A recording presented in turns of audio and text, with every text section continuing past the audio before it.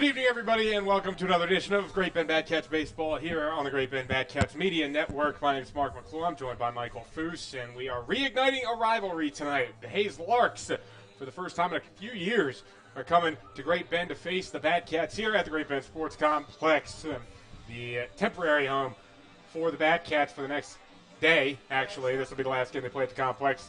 Then they move to Barton over the weekend, but the focus today, Foose, I think, is the Bad Cats really staying within themselves. They played really well yesterday, winning 12-5 over the McPherson Pipeliners to get themselves a season-opening victory, but they know this is a much, much stiffer opponent in the Hayes Larks. Yeah, this won't be easy tonight at all. Good thing about last night, everybody got to play. Everybody got a couple of bats, got to see what everybody had. Everybody feels better about themselves. You're kind of finding out what you got as you go. Tonight, talent level steps up a little bit. Hayes will bring it. The rivalry of a couple guys have known each other for a long time, Roger and Coach Leo. Roger played for Coach Leo a few years back. They go back a long ways. A couple teams 60 miles apart that need to be playing. A couple of Jayhawk League rivals. That league went defunct. Hayes went their own way. Great Bend went their other way. But 60 miles apart out here on this island in western Kansas, these two teams need to be playing. Two quality teams can't hurt a thing but playing. Well said. Take a look at today's starting lineups. We'll start with the visiting Hayes Larks. Here is how they will line it up today. Jack Tarosian leads things off. Austin Jaslove is in the two-hole. Tyler LaRue will hit third. Cade Brown hitting cleanup. Dylan Dreiling, the left fielder, hits fifth. Tanner Rice will DH today and hits sixth. Palmer Hutchison is the third baseman, hits seventh. Ben Ferenzi is the second baseman and hits eighth. And Hunter Rawson rounds out this lineup for the Larks. The Bad Cats do have one advantage over this Larks team, as you can see from the averages. This Larks team has not played yet. They had their alumni game yesterday, but this is the first time that this Larks crew is lacing them up. So the Bad Cats do have an advantage of having played a game already. But on the other side of that, this Larks team has got some really good talent players in places like Tennessee, Oklahoma. So a lot of big-name schools are represented in this Larks lineup. A lot of talent coming down here from Hayes, a lot of talent. Coach Leo is a guy that's been around. He knows a lot of people, has connections everywhere. So he will always get players. The key is be happy to play against guys like this. Turn your talent level up a notch. Believe in yourselves. D1 guys are good. Everybody's got them. Let's go. That's why you want to play these guys. That's why they have the history that they've got.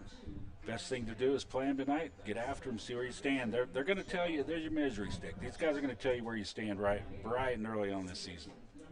Starting lineups presented by Victory Barbershop as we go to the other side of things. Take a look at how the Cats line up today.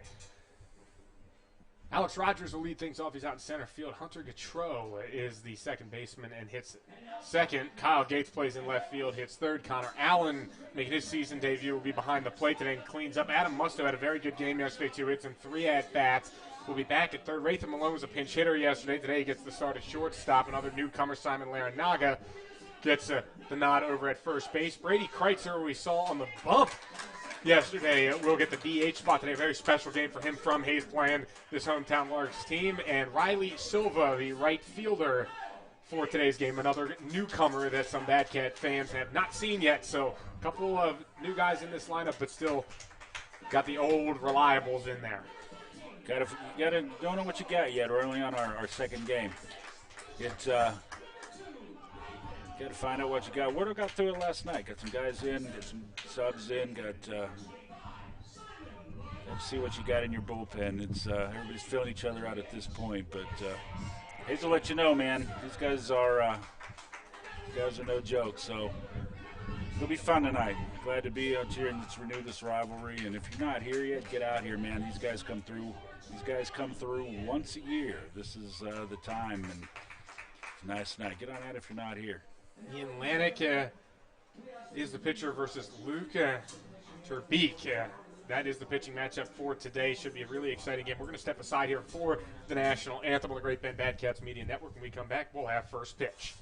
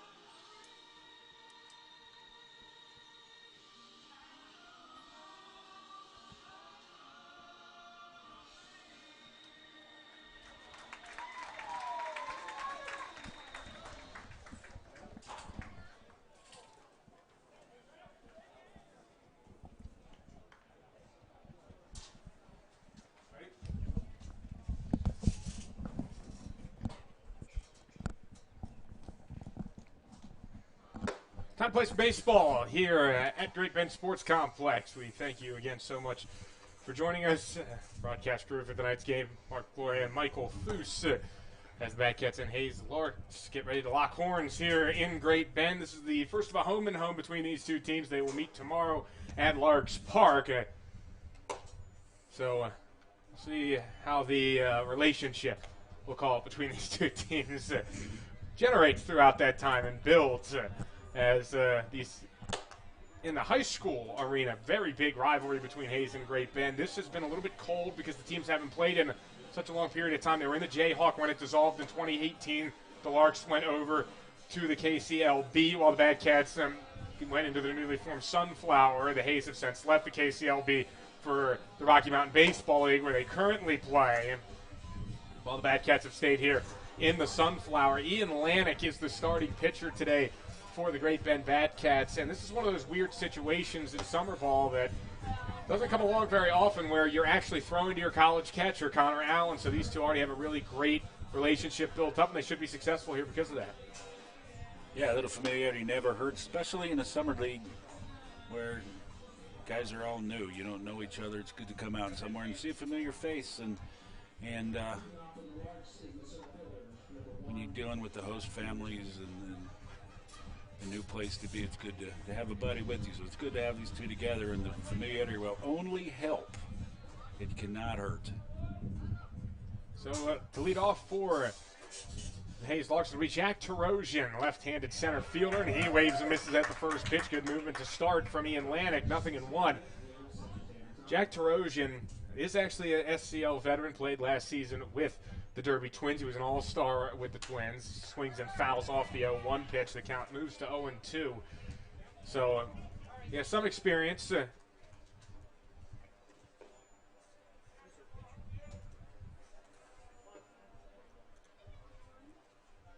0-2 pitch. That one up and away.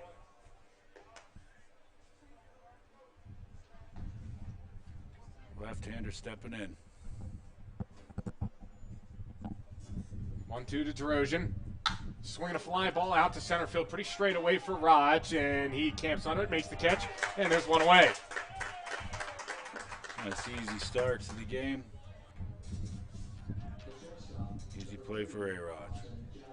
That brings up Austin Jaslove, a very strong hitter for this Hayes Larks squad, coming in as a real danger out of Tennessee.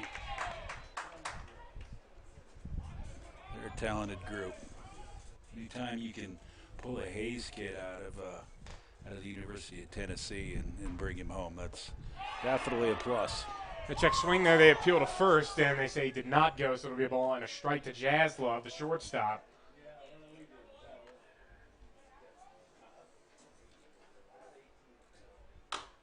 Swinging a high chopper towards third base, charging Musto. He's got to be quick with it, and they got him by a half step.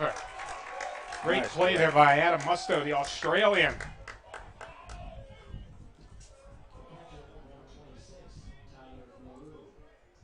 Didn't have a whole lot of time, got to make it quick release. Didn't let the ball play and step and throw. Good play.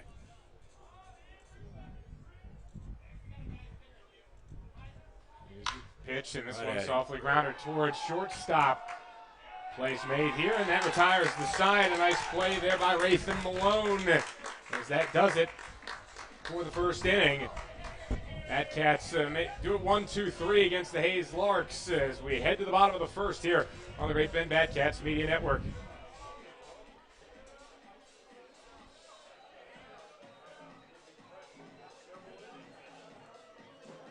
Cats Media Network.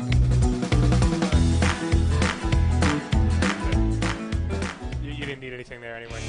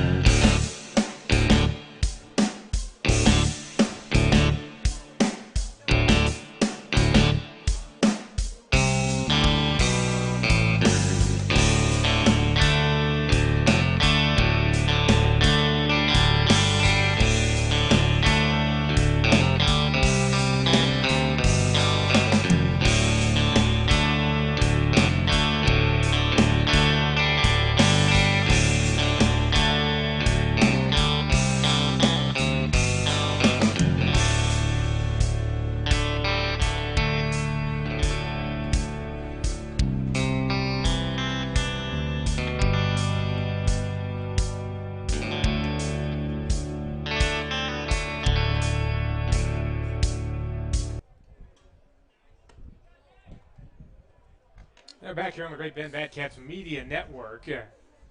No score. We're into the bottom of the first here from the Great Bend Sports Complex. Bad Cats will have their first opportunity to swing it. And they'll have the leadoff man, Alex Rogers, first up for him. Rogers didn't get a ton of time yesterday. Had 1 for 2 before he got removed from that game.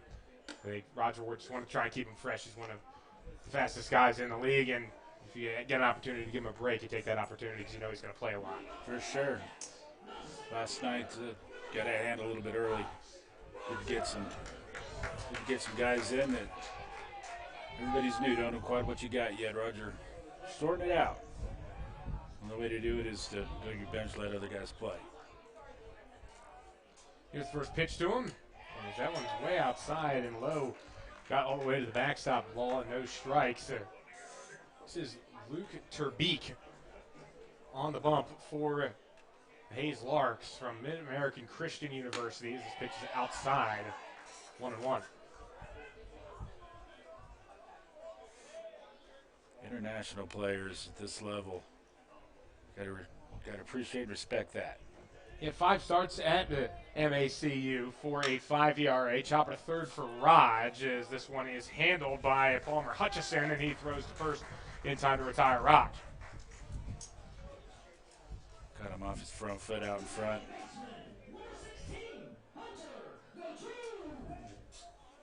Hunter Gotro will step in, another guy that just 2 at-bats from yesterday, and almost everyone got 2 or 3 at-bats. Gotro ended up grabbing a hit in those 2 at-bats. First pitch, letter high fastball, called a strike.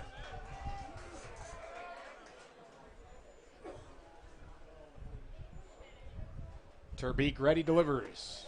Downstairs, 1 ball and 1 strike. Terbeek, 13 walks, 27 strikeouts in 39 innings, so really not really an eye-popper in either category.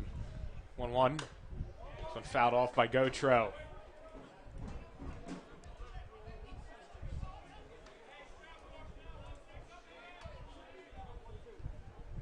Inside, outside, working it everywhere, coming in hard, coming in slow.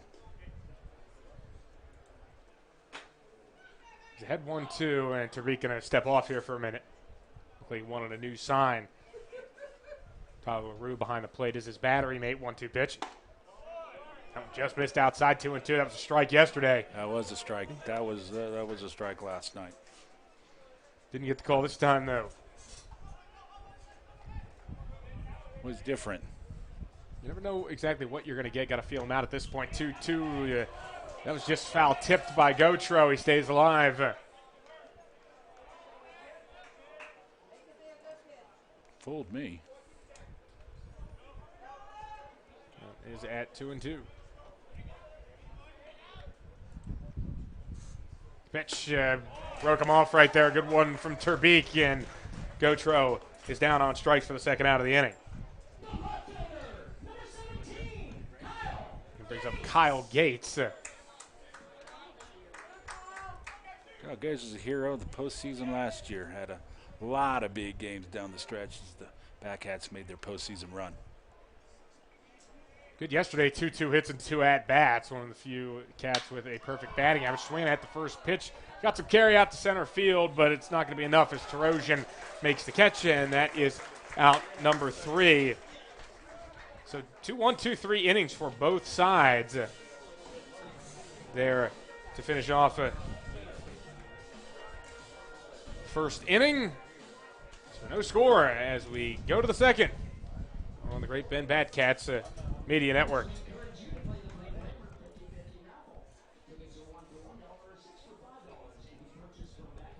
One. Change it to end 1.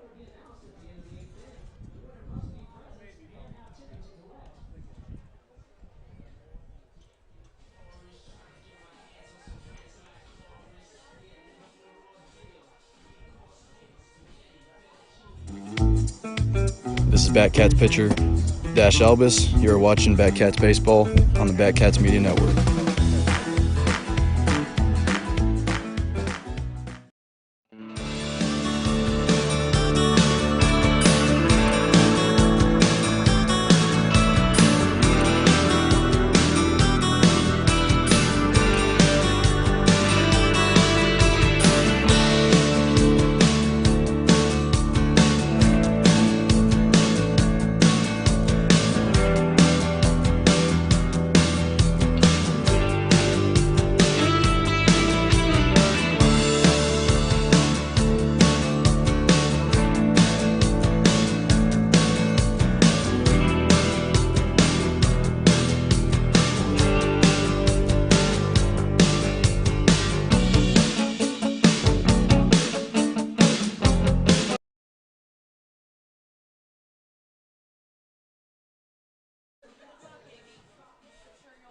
first inning here from the Great Bend Sports Complex.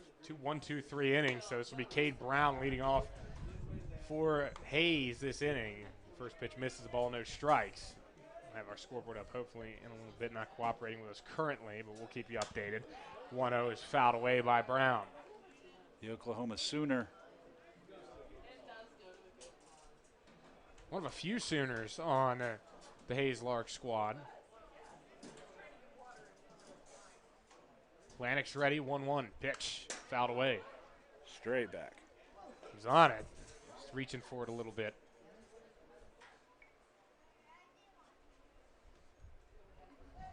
When you get your guys throwing strikes on both sides, everything goes quickly, everything works better. To get into a better rhythm, 1-2. Trying to get him to chase the high stuff. He holds off on my son. My apologies to it, too. Work with us. Working out some kinks early on. The 2-2. Swing, foul, tip. Brown stays alive.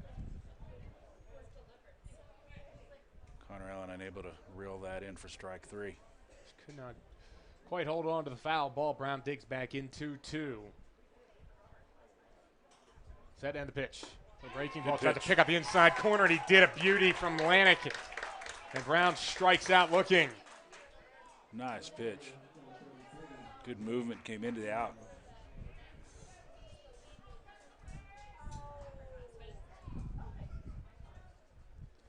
This brings in Tennessee baseball's own Dylan Dreiling.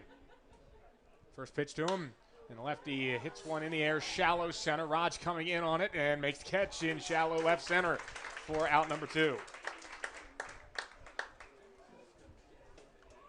Like we talked about, he is a Hayes product at the D1 level.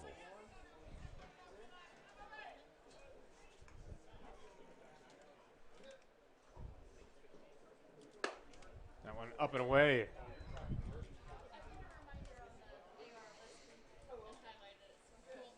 This is Tanner Rice, the designated hitter. The first pitch missed. The second one a check swing, but it was a strike anyway. That one a good spot from Lanik. Rice out of UT Arlington, originally from Arizona. 1-1 coming in. Outside, 2 balls, 1 strike.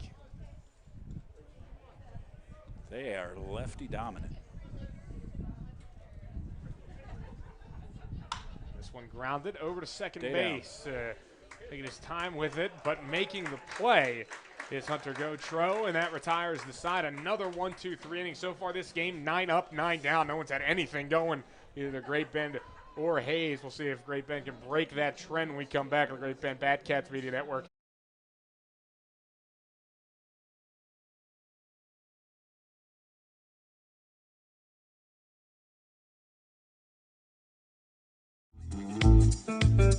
This is outfielder Kyle Gates, and you're watching Batcats Baseball on the Batcats Media Network.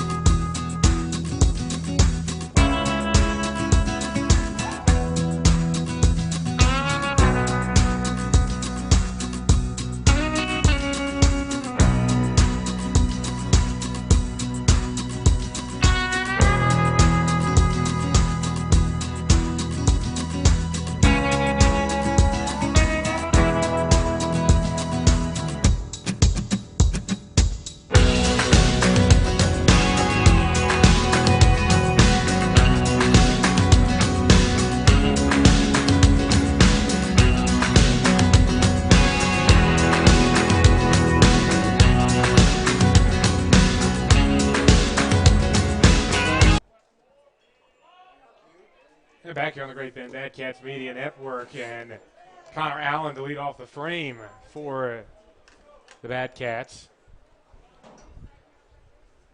Allen, the catcher for the Barton Cougars for a good chunk of this season.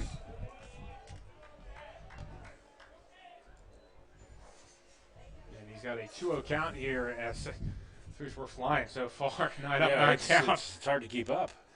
The pitch on the inside corner for a strike, 2-1. Yeah, the speed of this game is just nutty. Now, obviously, it'll come to a screeching halt because we said that, but for now it's moving. Terbeek's pitch outside, 3-1. Caught around, been around. Been around the block a couple times, played for the Newton Rebels, or at least that was their name last season. Primary catcher for them, but when Newton season ended, came here and played with the Cats. 3-1. Takes a walk. Takes a walk. First base run of the game. Never thought we'd see one. The leadoff man, it's a big deal.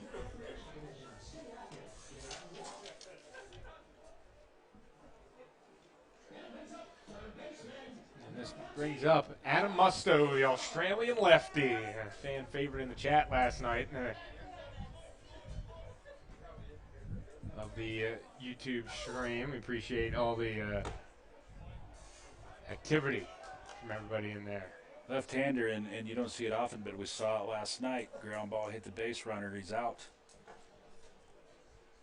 Something Allen will certainly have to be aware of. Musto, 2 hits yesterday and 3 at-bats. He reached base all 3 times. The only time didn't register a hit was when he reached on a fielder's choice as this pitch is outside 1-1. Musto just some great length, going to Hutchinson Community College next year. Need to do something productive here. Get him on, get him over, get him in. 1-1. On outside, 2 balls and a strike, so a little more of a patient approach this inning for the Bad Cats so far, seeing some pitches from Terbeek. Absolutely, Roger got a point across. Also, it helps get your starting pitchers some rest in there. 2-1. Cut and a miss there. So the count evens up at 2-2 on Musto.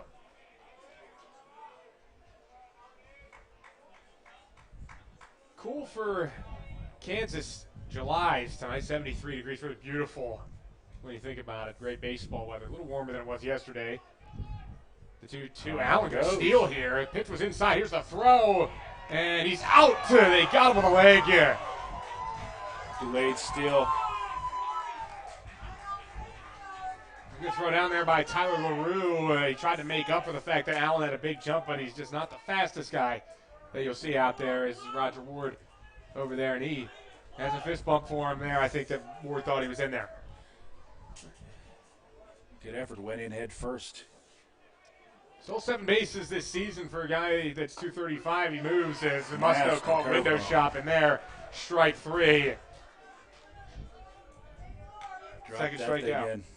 That was a great one from Terbeek as he's now battled himself out to what looked like could have been a tough spot. 3-1.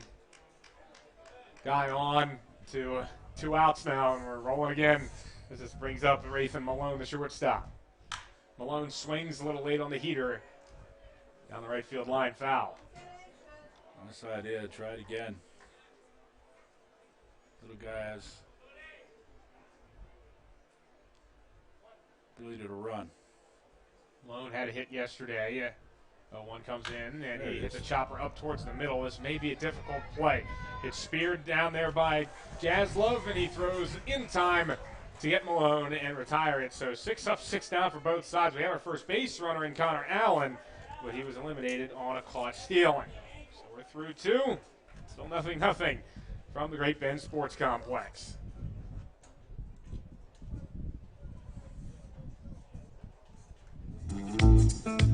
This is Batcats, first baseman Simon Larinaga. You're watching Batcats Baseball on the Batcats Media Network.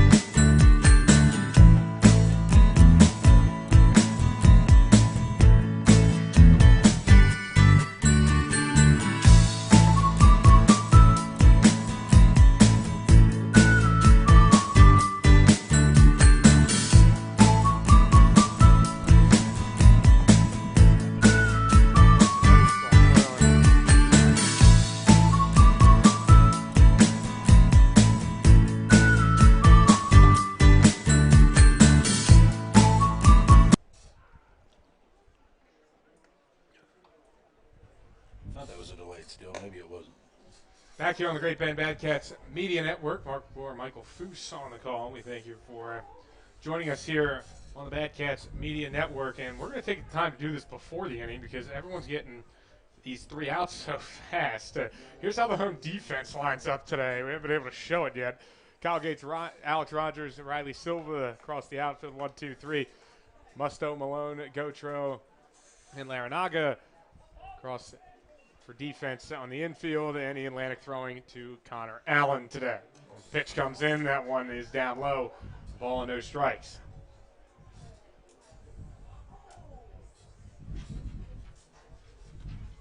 One, two, three, 1, 2, 3 to start for Atlantic, and only 1 strikeout, but he's induced a lot of soft contact. 1-0. Good pitch. That's in for a strike. This is Palmer Hutchison, the third baseman. Hayes has brought a nice following to Great Bend this evening. Pitch high and tight. 2 balls and a strike. Yeah, pretty good split. Both sides have brought good crowds. So now what we need to do tomorrow night is return the favor and bring a good showing up to Larks Park. Hit in the air, right field, directly underneath it. And this one is grabbed. Give it a good ride. Riley Silva there to make the play for the Cats. Up 7 down for Ian Atlantic as this brings up Ben Ferenzi. Atlantic really looks locked in here early in the game. Here's the pitch. It's on another fly ball right side into foul ground. Larinaga trying to track it down, and he makes the catch in foul ground. He lost his lid, but still a great catch by Larinaga. Very good play. Tough play to make. Off your back foot, screw yourself into the ground like a top. Good play. Now it's Hunter Rawson. We're just moving here. UT Arlington, another UT Arlington product.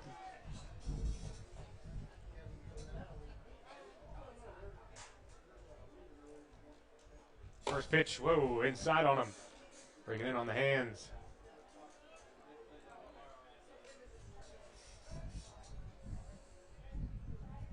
1-0 pitch on the outside corner. 1-1.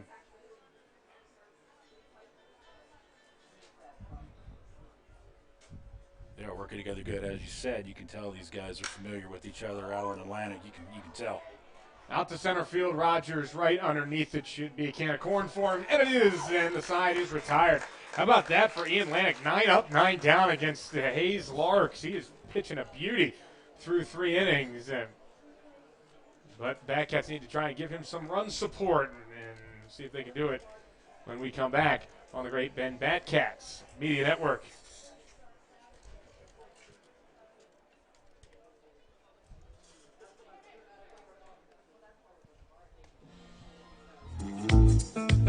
This is Bodie Waller, first baseman, and you're watching Batcat Baseball on Batcat Media Network. Umpire's dream.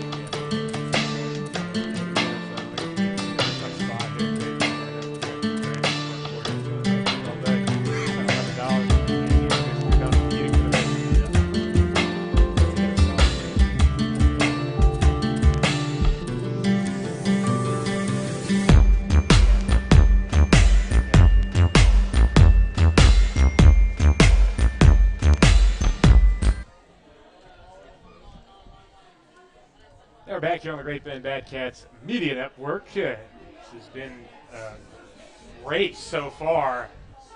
Bottom of the 3rd inning, and been on for about 20 minutes. If you're an umpire, it's an umpire's dream. Moving right along. First pitch to Simon Larinaga is outside. Ball, no strikes. Larinaga out of Temple College. His freshman season, hit .210, 13 hits and 62 at bat, so he's definitely going to try and improve this summer, and he's going to grab himself a base hit through the left side of the infield. And the Cats have their first knock of the game. Absolutely. Now you can see what you got. A chance to put some pressure on the defense, put some pressure on the pitcher, make something happen, bottom of your lineup. This brings up Grady Kreitzer, as we mentioned, a little bit of a special moment for him as a guy that he's from Hayes, playing the Hayes team, and it'll be interesting to see how he does against the Larks. Playing for the Cats, though, he plays his college ball at Fort Hays State. Big moment for that guy. Before the game, he spent some time behind the cage with Coach Leo. Good moment for him. First pitch on the outside corner, 0-1.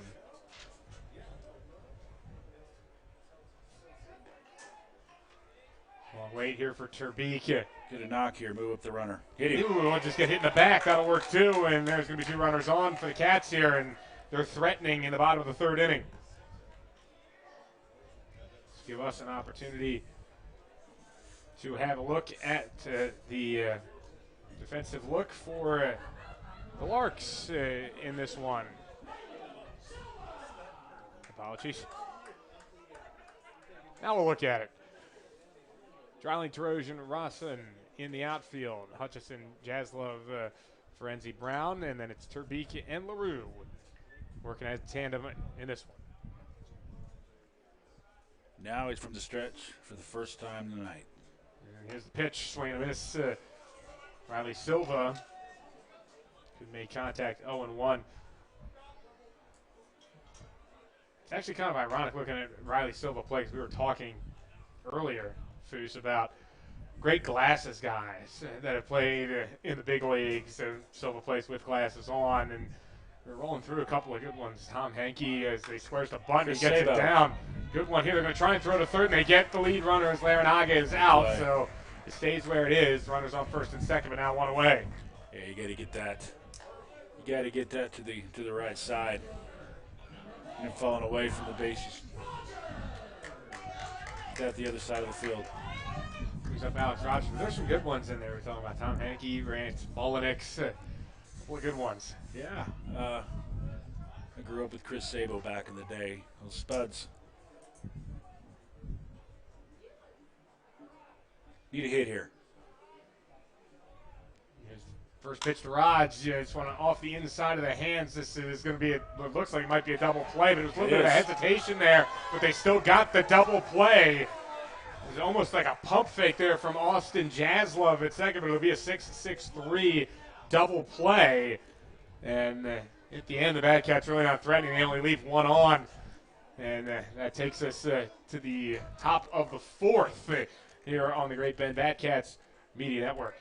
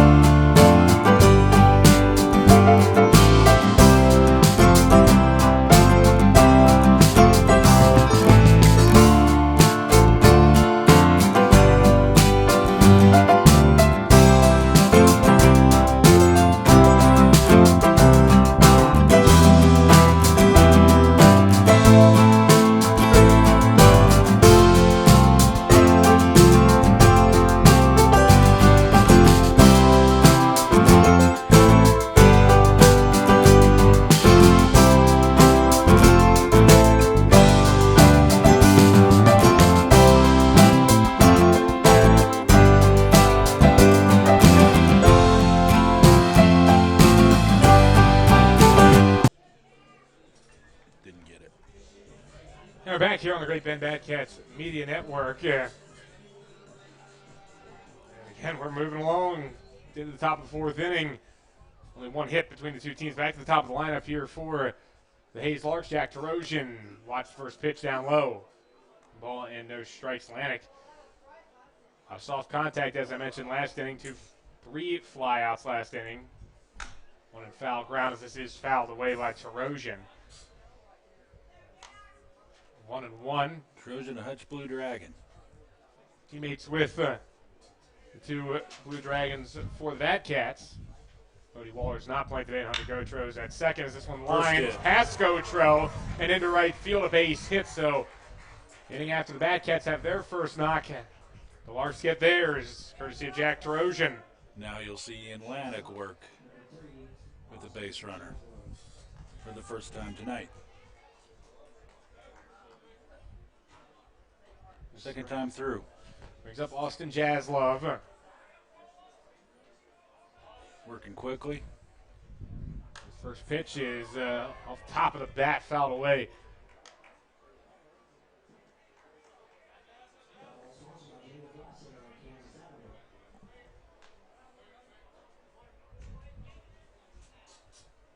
Here's the pause from Lanik. He'll throw over to check on Trojan. Certainly has the speed to go if called upon. Good move. Two umpires not as opposed to last night's 3.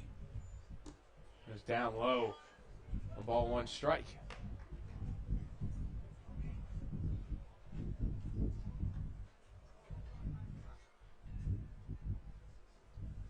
Give yourself a double play ball here. So they're looking for is this is outside 2-1. A lot more patient this time around. This Hayes lineup. Both pitchers have got a good pace going in this one as well, just not messing around at all. Trying to get into attack mode. Pitch. Set up outside, couldn't get him. Right this one, another one out towards the right side. It's going to be a tough turn for Gotro. He gets it over to Malone, back to first. Got him! Nice play. The Cats roll 2. 4-6-3. A good one there for Great Bend in that middle infield. Really doing a job. That was nice. Quick hands, had to go to his left. Fading away from the base, turn the double play. Classic 4-6-3. Big swing and miss. First one in there from LaRue. Count 0-1. One pitch from Lanik. A little breaking ball. Slow roller to third. Musto's got a charge. Here's the throw. And it bounces to first. With a good scoop by Lara Noggin. They got him. Dug it out of the dirt. Nice play. Nice defense by the Batcats in the top of the 4th. Team that had a couple of errors in the game yesterday get through it today without any issues so far, at least. As this is still a scoreless ball game in the middle of the 4th here on the Great Bend Batcats Media Network. Back after this break. Wow.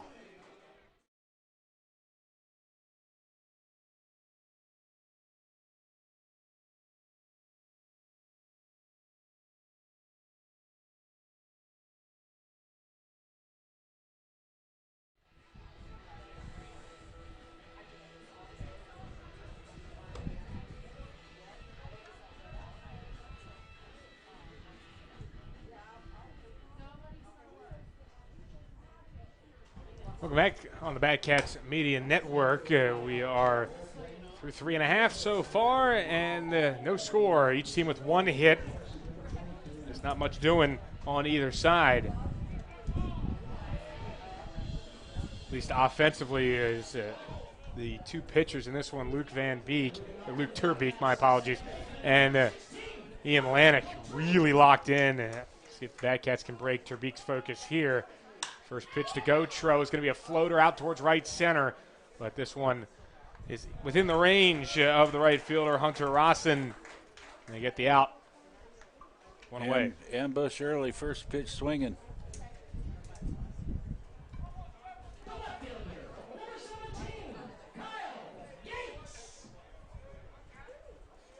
Kyle Gates steps in. First time up for Gates, he flew out to center. Turbeek's pitch, down low. Starts this at bat with a ball. Working inside out. It's out of Temple College. Pitch inside 2-0. Had some limited opportunities this season. Did good in limited opportunities, 11 for 30, but just not as many games as you would expect. And this one fouled off.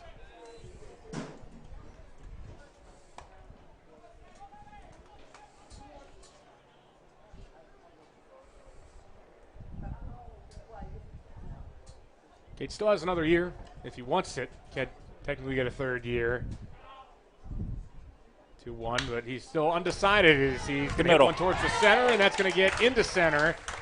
A base hit for Gates. Second hit of the night for the Cats. All the hits are up the middle. Gap to gap. Good piece of hitting right there. This brings up the catcher Connor Allen with one on. He walked his last time with the one walk that the Bad Cats have been able to work off of Luke Turbeek. Yeah.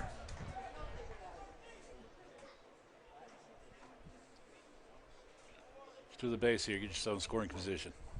Certainly a threat to go, and they noticed that moment, this hybrid pitch out there from Turbeek as they were ready to rifle him down. LaRue with a pretty good arm. Now he's got to come at him. Let's come at him here. This one off the hands, right back to the mound. Turbeek turns, thought about second, and then air mails the throw to first. Gates is at third. He's coming. They're going to wave him around. The throw comes in. He can't be handled by LaRue. Gets away towards the Cats dugout, and Allen scores. A Little League home run for Connor Allen. The Mad Cats have a 2-0 lead. Little League is right, but you'll take it. That's what happens. You put the ball in play. You put some pressure on them. Make them make the play and throw you out. 2 errors on 1 play. And you get 2 runs, and now you're in front. On a ball that went about 6 feet from home plate. Adam Musto is up and takes the first pitch for a ball. Connor Allen, spark plug tonight. 1-0 pitch and a chopper foul. Let's see if John Mariani can make the play. He can. Mariani can get it done over there. Was a middle infielder and corner outfielder during his playing days at Fort Hays State. Got himself a souvenir. Musto 0 for 1 with a strikeout, looking the 1-1 pitch. Way on front. Pulled the string on him there, 1-2. Definitely hurts your focus as a team right there to see that happen the way they did after Turbeek had been rolling so far through this lineup, and for a ball that was hit just in front of the mound to result in 2 runs, that's a tough. And he's the one who made the throw. He hurt himself in that situation. That's the second time in 2 games that a pitcher has really hurt themselves. Zach Reynolds did it yesterday with a poor throw with 2 outs that resulted in a couple of runs coming across. You know, it's an easy play, and I understand there's a base runner, but it's a sure one. It seemed like he rushed himself because he looked back at second like he wanted to try and turn the double play, and by the time he looked back at first, a lot of time had elapsed, thought he had to get the throw off quickly, and airmailed it. Yeah. Just a poor throw over there to Cade Brown, and now all of a sudden Cats are in front in the bottom of the 4th. 2-2 pitch to Musto, and he muscles one the other way towards the line. That's a base hit. In towards the corner. Musto's not stopping. He's going to slide head first into second base with a double. He could not have thrown that in a better spot. 2 inches off the foul line in fair territory. Opposite field, let the ball travel, waited on it, went the other way, got himself a double. He could not have went out and placed that ball any better than that, and that's a tough pitch coming in on his hands like that. Yes, absolutely. The Batcats have awakened in the 4th. All of a sudden now up to 3 hits, 2 runs. As this brings up Rathan Malone. First pitch to him is up and away, ball 1. A little bit of action in the Larks bullpen. Self-inflicted wounds for the Larks. Here's the 1-0. That one not there, 2-0. And now you've got your mound visit. And not surprised to see this mound visit. Is a little bit of a struggle here. This is Keith Harper, pitching coach for the Larks, out to the mound. Harper's been around a long time. He's been Coach Leo's right-hand man for many, many years. Throw a heck of a round to a BP. This is his 18th season as the pitching coach for the Larks. He's pitching coach and assistant coach for the Hayes High Indians for 39 years. And won 18 conference championships, 12 appearances in the 5A state championships. So very successful in his high school coaching career, as well as working with the Larks, who have been a very successful franchise.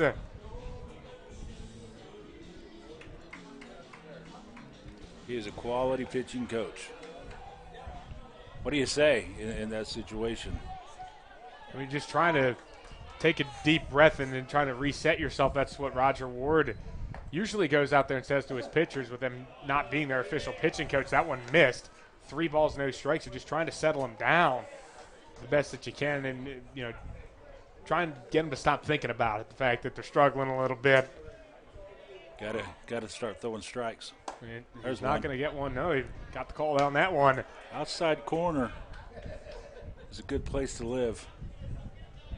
3 balls and a strike. Got to be careful here with Malone at the plate. Don't want to give him something too good. Musto on second base. 3-1. Blowing in off his shoelaces, and that one is a ball. Second walk issued by Turbeek. He has melted down. And that brings up Simon Larinaga. He rolled right along.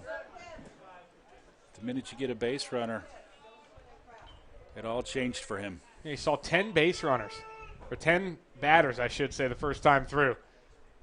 The first 3 innings, more so. He had to see 10 guys come to the plate as that one's outside to Larinaga. And then since then, there's been a lot more damage done, and we talked about the adjustments that he makes the second time through, and Turbeek a victim of it. He has to adjust himself if he wants to stay in the ball game. Pitch to him here, and he did challenge Larinaga there. Got the swing and miss. Did challenge him.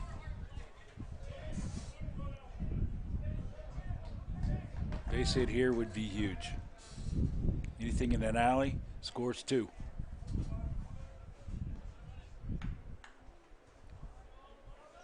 Larinaga in, 1-1. That one down low is a good block there by LaRue to keep that in front of him. Very good play. He's a wall back there. Doing a great job keeping balls in front of him. The only one that got to the backstop was the first pitch of the game.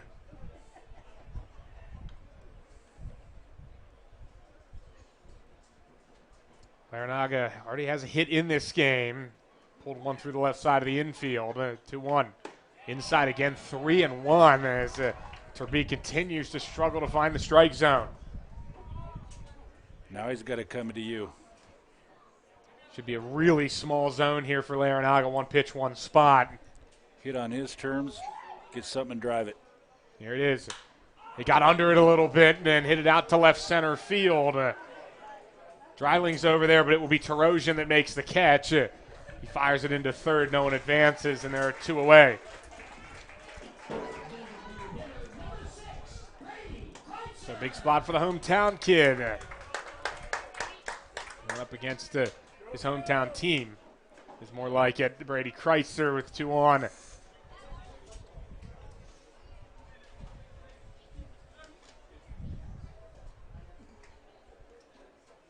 He'd like nothing more than to come through with something here. Do something positive. Here's the pitch to him. Chops one to third base, and that is a foul ball. That was close. That could be a close one for the Larks fans showing their discontent for that call. Kreitzer played in 31 games this spring with the Fort Hays State University Tigers. 102 at-bats, 27 hits, 3 home runs, 11 RBIs. Take some outside, go the other way. 0-1, and he hits another chopper by third. This one's going to be a fair ball, though. Throw across the diamond is just in time to get him. Palmer Hutchison does a great job flashing the leather and showing the arm strength there to retire Brady Kreitzer. Got himself out, made a couple big pitches, got himself out of the inning. Probably earned himself at least 3 more outs. As the Bad Cats leave 2 on that inning. But they did get 2 runs across, and they lead it 2-0 as we go to the 5th inning here on the Great Bend Bad Cats Media Network. Left 3 on. Left 3. And click off it.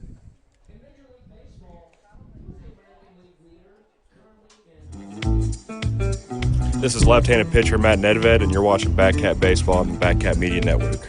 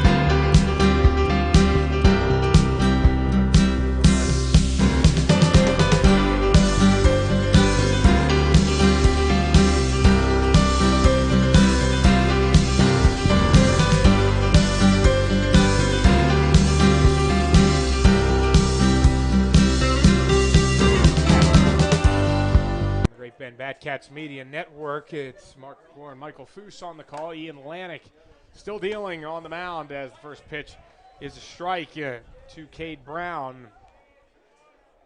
Cade Brown struck out his first time up. 0-1. Chops it foul at third. Right off the fence by Bad Cats bullpen.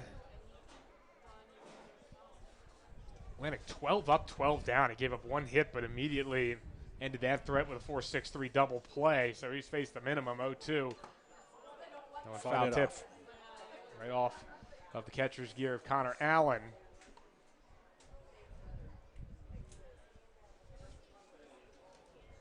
Cade Brown's been at Oklahoma a couple of years, but has not played in a game for the Sooners in his career to this point. He will watch his Sooners this weekend. As he's tagged out there after swinging and missing. Strike 3. He was good play by Connor Allen. 22. He didn't appear in games despite being on the roster. 2020 wasn't even on the baseball roster. Did come in after 1 season at the University of San Diego. This will bring in the left fielder Dylan Dreiling. Tennessee Volunteer signee. Good for him. That one's outside. 2-0. I'm sorry. Be a tough squad to break though into as a freshman. That's a really talented group. The top seed in the NCAA college baseball tournament. As that one's outside 3-0. They are a good bunch. It's going to be tough to get them out of the College World Series, and beating them 2 out of 3 is going to be a real task for whoever has to do it. He's going to get some to hit here. 3-0. Look like he had the red light there. Strike called. Come get him again. 3-1. Just like that. Went back at him again and got a strike called now. Right back in to this at-bat. Full count. Browning's got to be ready to swing here. Lanick working right quick. Swing and a miss. Got him. 3 straight strikes as Lanick battles from behind 3-0 and strikes out Dylan Dreiling 2 in a row, give him 3 in the game. That's just beautiful. No fear. Twirl it up there. Trust your stuff. First pitch down low to Tanner Rice, the UT Arlington product. Yet another left-hander. They've really stacked the lineup with left-handers against. Lanick just had no successes. That's a strike, 1-1. 236 this season, 123 at-bats at UT Arlington. 41 total games. Nice So it's a busy spring season for him. That's a strike in there, 1-2. Ball fell off the table. Got a lot of options here in 1-2. The pitch. Swing and a miss as Lanik strikes out the side in the top of the 5th inning. Keeps this a 2-0 game. 4 punch-outs in the game for Lanik, and the Cats lead it 2-0. We're halfway home here on the Great Bend Batcats Media Network.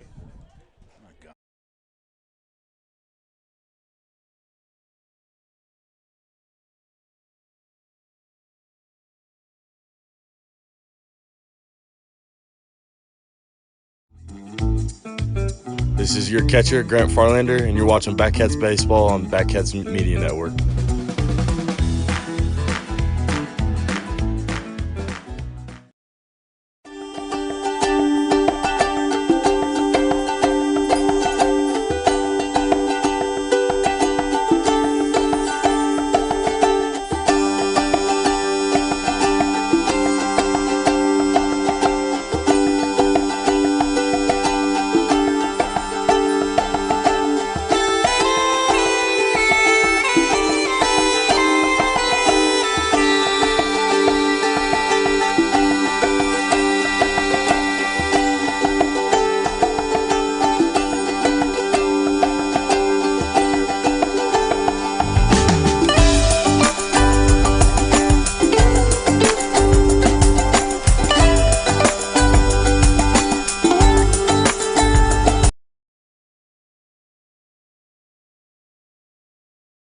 Back here on the Great Bend Batcats Media Network as the first pitch is inside for a ball.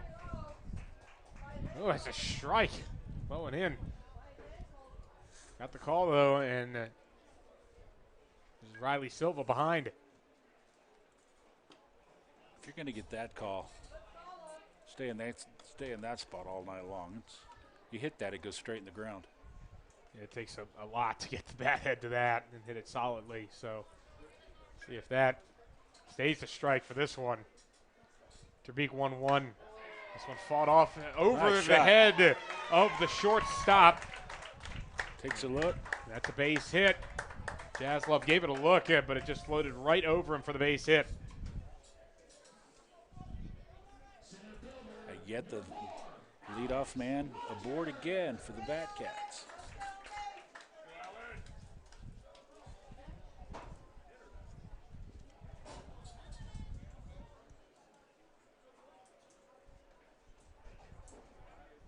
Alex into a double play his last time up, something you do not see often. This one's high. 1 ball, no strikes. Rogers led the Barton Cougars in a whole host of offensive categories this season. He had 212 at-bats this spring, played 59 games, hit .443, and stole 61 bases. This one's floated the other way into right field, charging Rossin, and that drops a base hit. Back-to-back knocks for the Cats, and they're threatening again in the bottom of the 5th. And you've got some speed on. How about that? 61 stolen bases in 59 games for Alex Rogers this spring. He's a big-time player, earned himself a D1 scholarship at the next level. Play at Stephen F. Austin for the Lumberjacks next year. He will help them. And again, he's in trouble. Double steal going here. They throw down to third. Silva slides in. Safe. Rogers was late to react to it, but he still got over to second. The double steal works for the Cats. Go on first pitch. Now you've got yourself anything scores 2.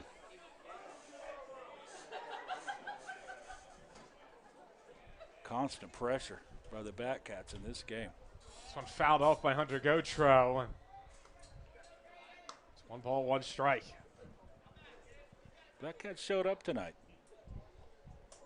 They were ready for the Larks.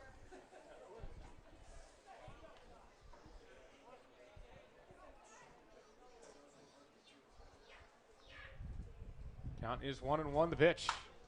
Gotro turned on it, but foul.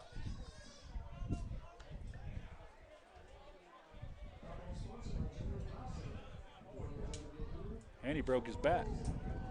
Oh, no, the dreaded broken bat. Alex Rogers broke his bat on the first swing of the season And now Gotro breaks his, and he'll need a fresh one.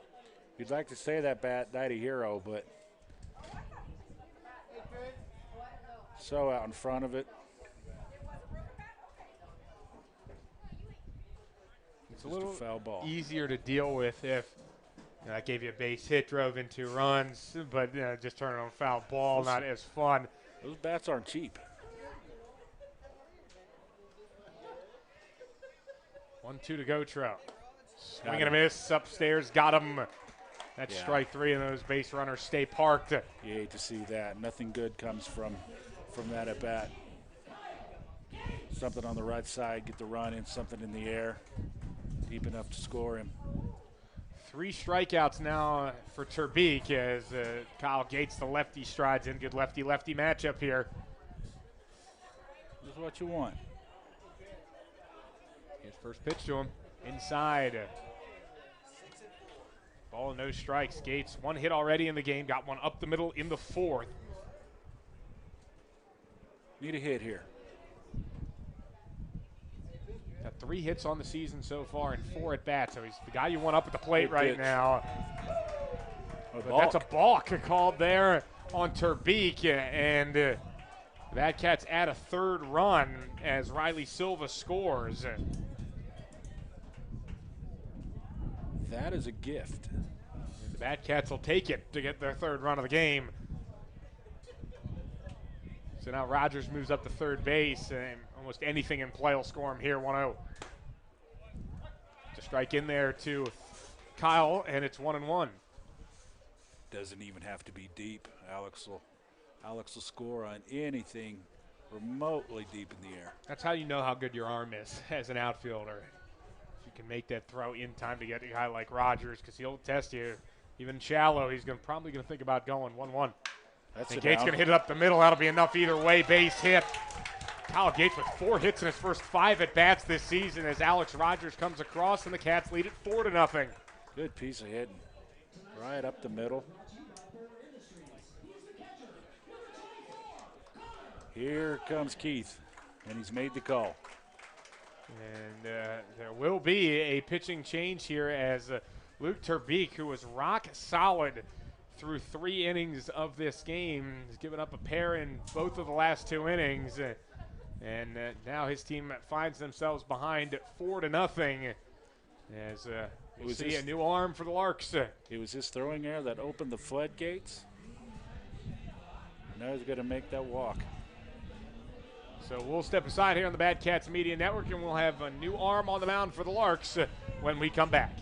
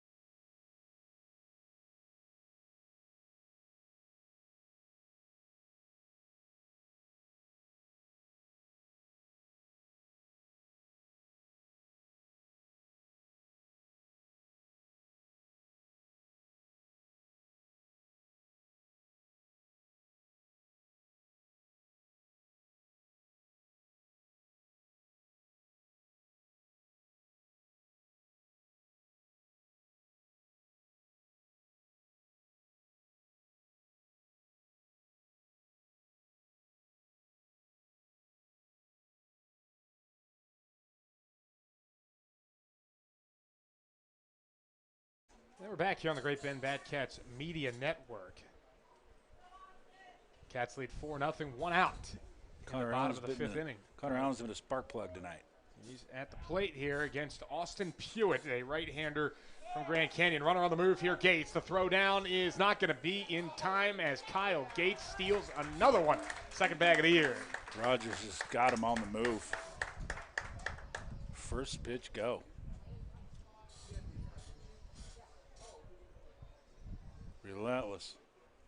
Bad Cat attack tonight. Another balk. And they balk again. That's the second balk of the game for Hayes. This one on Pewitt, as he's a little bit of a rocky start for this one. And they're going to bring the infield in here, trying to nail anybody at the plate. Connor Allen's batting average just went up about 200 points.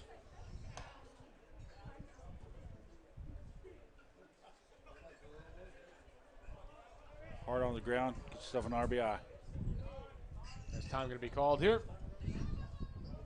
Allen wants to step back in. Count is 1-1. Pewitt is set. And he'll deliver. Down low. 2 balls and a strike. We're with a good block. You don't see balks called often. We have seen 2 in the bottom half of this inning.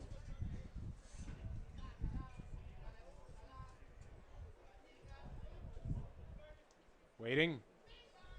Pewitt delivering. Outside 3-1. Going to be a little bit of an awkward watch party for Pewitt and the rest of the team as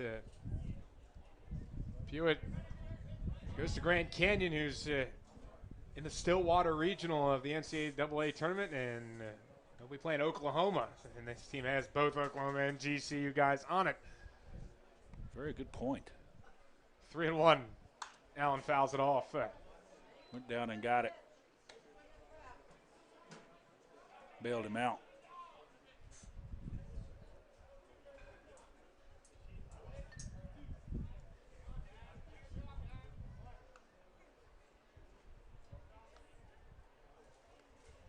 Get something on the right side.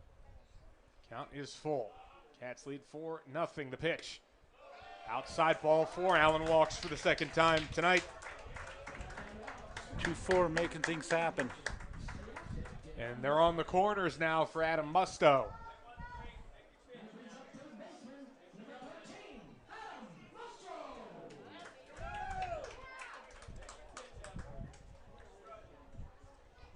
Musto with a hit last time, up a double that he got down the left field line, hitting it the other way.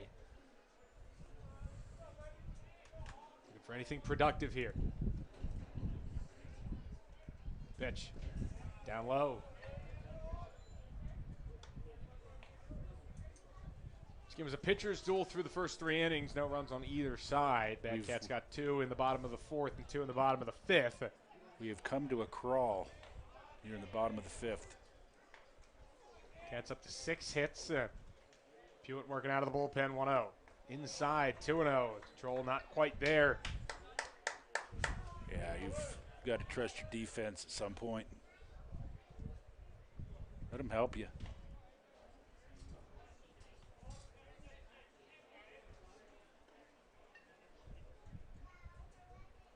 Pewitt ready, 2-0. Will deliver here, and Musto with a grounder over towards second base. They will miss Connor Allen, or got him, but they got him, and they'll turn 2 as well as they get Musto. He grounds into the double play. That is a big pitch. Ferenzi with the tag over on Allen, and then got it over to first base, and that retires the side. Cats get 2 more, though, and it's 4-0. Great Bend as we go to the 6th inning here on the Great Bend Bad Cats Media Network.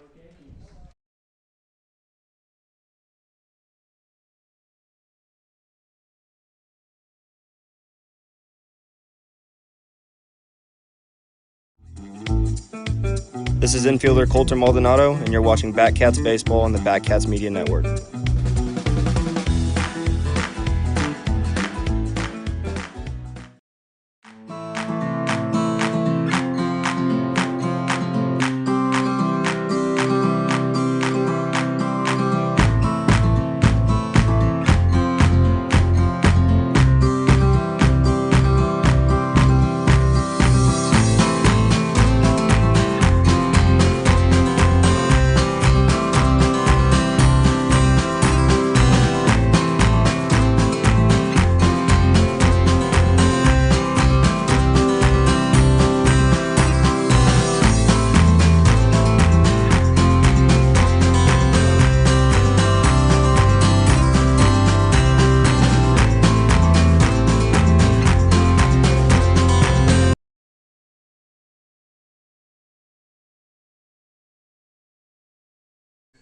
We're back on the Great Bend Batcats Media Network.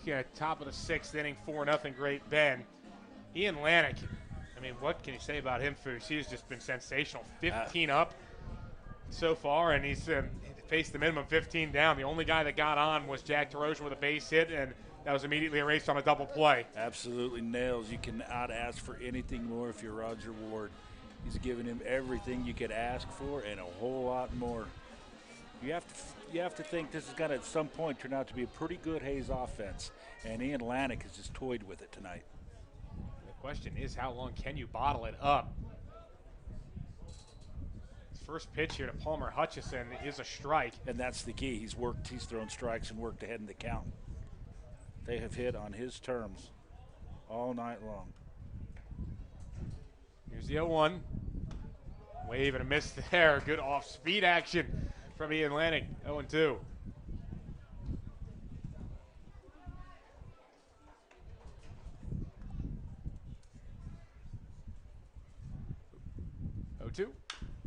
Grounded foul. Scoreboard's starting to cooperate with us, so I'll have that on for you. We apologize for the delay there. Be patient, folks. When we get back to Al Burns and the renovation at outfield, you're going to like them. I promise you. Just bear with us. You're going to like what you see out there. Turned on towards the corner, but it hooks foul at the last moment there. Yeah, that was a shot. Palmer Hutchinson, a good swing. An absolute rope into the left field corner. 0-2. Good place to miss. Now 1-2.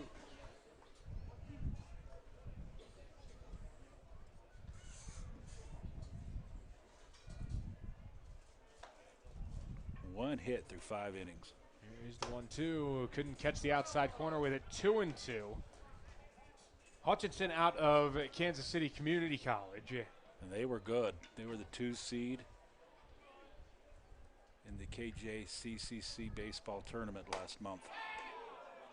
Similar spot there, similar situation, and 3 seed, sorry. Barton was the 2.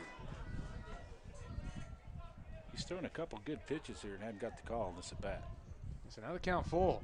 Pitch outside, 3 straight, trying to pick that corner out. Couldn't get it any of those 3 times, and he walks. That's exactly not what you want to do. Offense handed you a 4-run lead. Only 1 walk allowed for Landon, that being the first one. How about that? Shake it off, get yourself a double play ball. That's what happened last time he had a runner on. And Ferenzi, and he gives him some chin music. Connor Owens played well offensively and defensively tonight.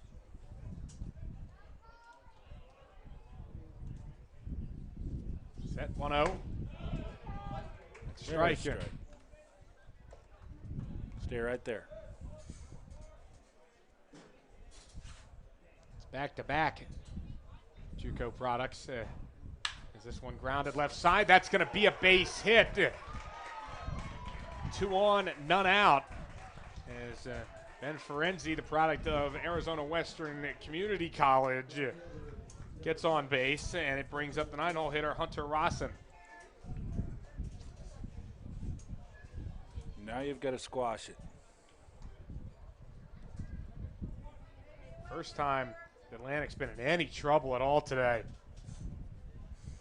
The key here is to get 1 sure out. And the first pitch to Rosson, down low. Rosson 0 for 1 with a fly out to center his first time up.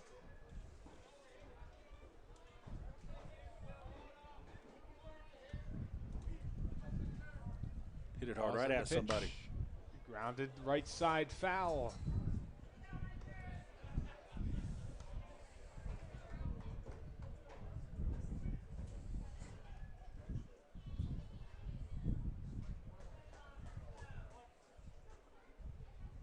Long pause here for Lanik. Working a little slower than he had been earlier. Connor setting up outside. 1-1. Check swing, and he went around. That's a strike here.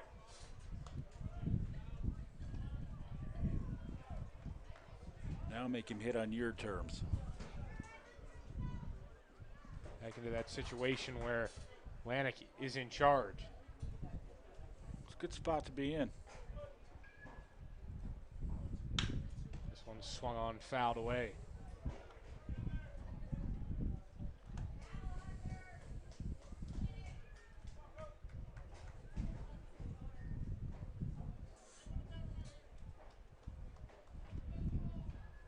Got to find an out here.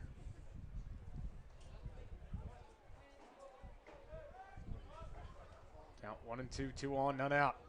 That gets up 4-zip pitch. This one chopped to third, another foul ball. Rossin at UT Arlington. Can't a couple get of him good out. seasons at Weatherford College, and he is battling here against Ian Lanik, 1 and 2. Can't get him out. He can't get on. There's something outside here. Come get him. 1-2. Went outside but didn't get the chase. Didn't bite.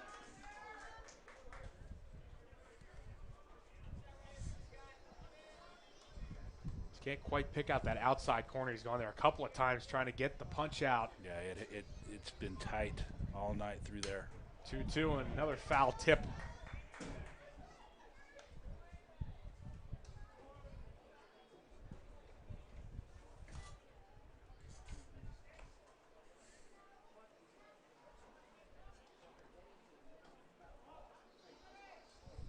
Pitch. Going low, 3 and 2. So full count here to Rossin, 2 on.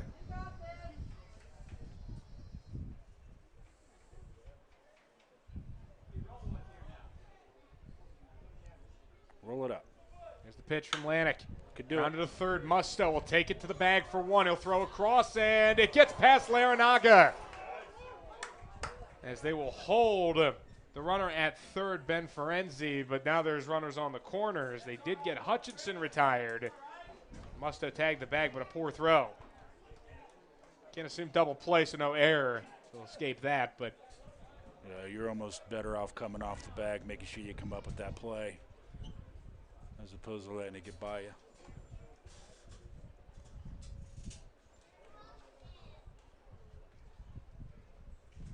as we'll see Roger Ward come out and talk to Ian Lanik at this point through 5 1/3 innings. Giving up just 2 hits, but hurt a little bit defensively there, even though Musto did get the lead runner. That throw puts runners on the corners, and you never know how much that's going to affect a pitcher's confidence in the guys behind him. He gets to stay. He has earned the right to control his own fate tonight. I'm thinking double play, but it's going to be difficult against Jack Tarosian, the he's- speedy center fielder. He's a left-hander coming out of the box, gives him that extra advantage.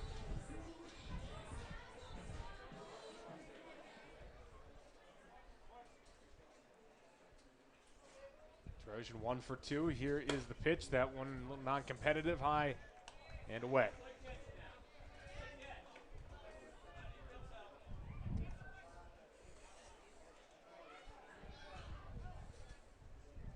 Offering.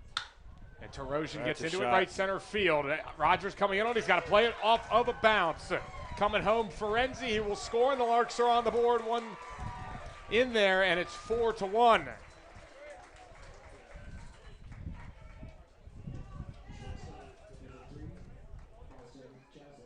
RBI single to center field for Jack Tarosian.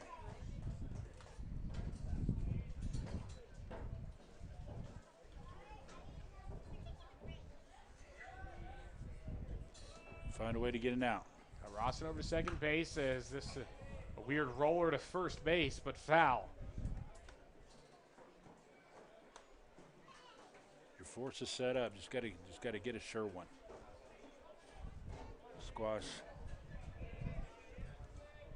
this rally as soon as you can. A 1 count.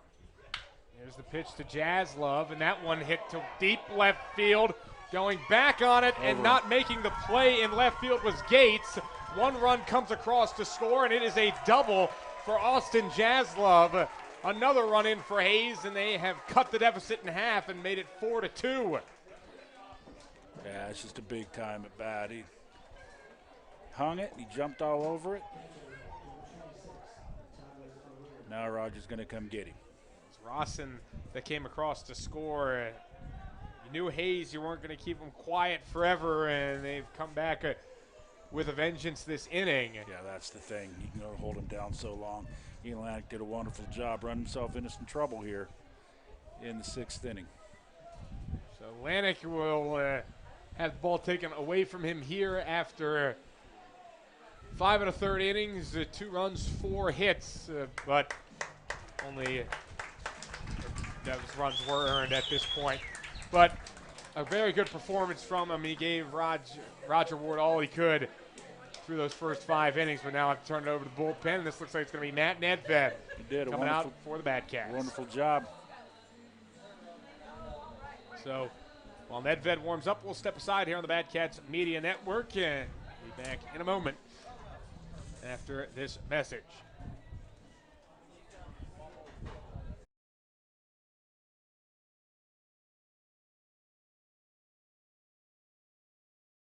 Options. Everyone likes them, and at Office Products Incorporated, we offer options. Shop by phone or by having one of our OPI specialty salespeople call on you to help you find solutions. Shop online at OPIKAN.com to place your order directly or search for solutions, or come to one of our 4 store locations, Great Bend, Larned, Russell, and Hayes, to shop in person. OPI offers you these options for your shopping convenience. Which do you prefer? Everything you need to power your business. OPI.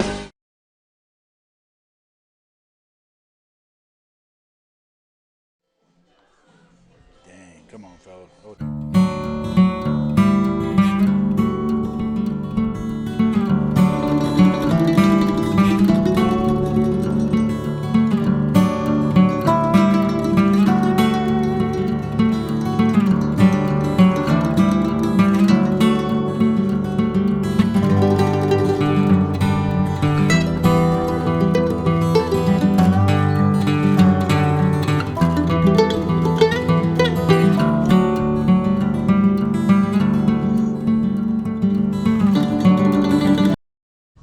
Back on the Great Bend Batcats Media Network. And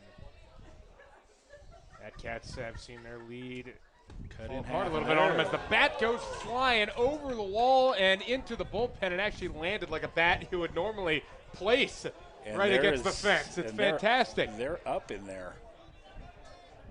That was a ridiculous throw. That happened last night, too. Tyler LaRue just sent that bat flying.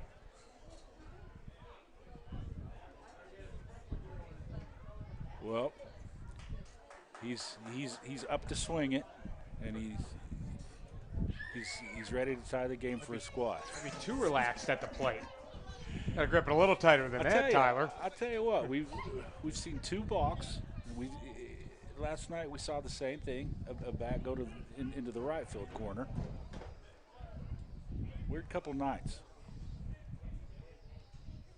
LaRue's 0 for 2 with 2 groundouts, but a big spot here. Basically could tie the game for him as this pitch is outside from Nedved. 1 ball, 1 strike in. Nedved was a Batcat last season, pitching out of the bullpen primarily. Did have a couple of starts. Need him to get it done tonight. 1-1, and that's on the inside corner for a strike, 1-2.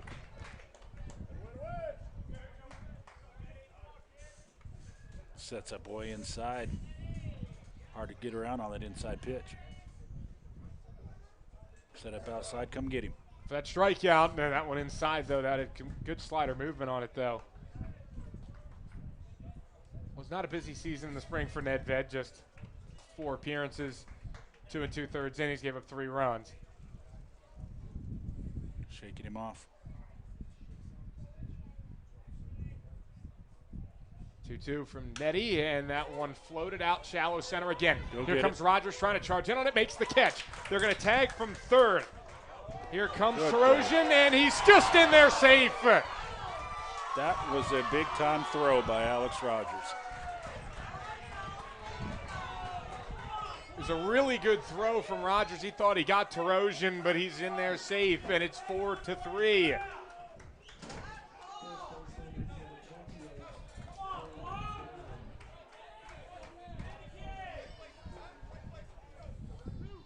Sacrifice fly for Tyler LaRue. They held Austin Jaslove at second base. Cade Brown at the plate. His first pitch is down low, 1-0.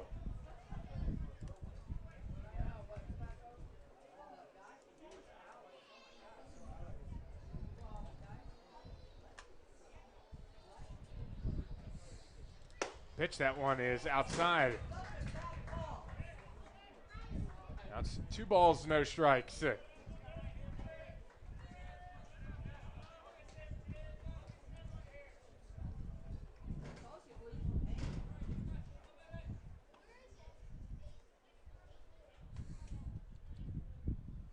Here's a 2-0 pitch. Near the letters, but called a ball, 3-0.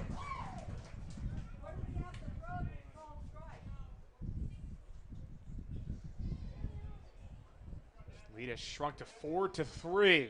You knew they'd come. You knew at some point this Larks team wasn't going to stay silent forever. 3-0 is a strike. Taken in there by Cade Brown. His 0 for 2-2 strikeouts. Not a lot of success for the man from Oklahoma. And he was ready to take ball 4. He got called back. You do that to an umpire, he's going to get you. I think the zone gets a little bigger. It does. It does. It just did. 3-1. Swing a foul ball from Brown, and the count's full.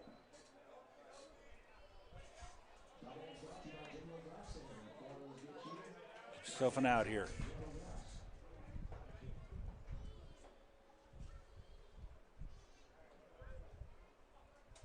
They're just trying to keep the lead intact for Great Bend.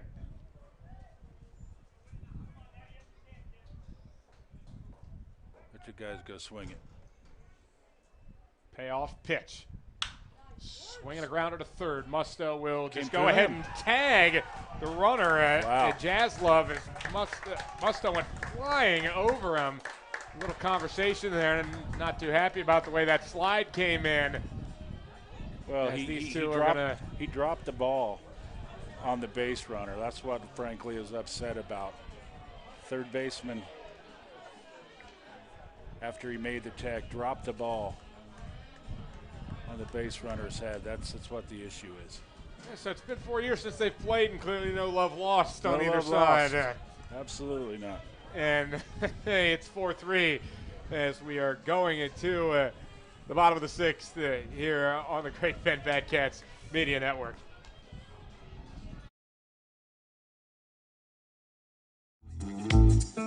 This is left-handed pitcher, outfielder Matthew Howell, and you're watching the Batcats on Batcat Media Network.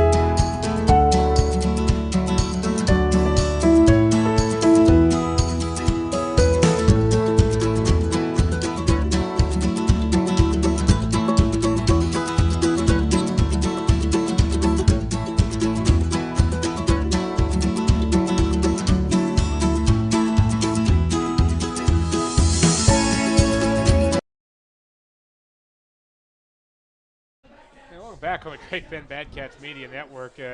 During that break, some theatrics again as we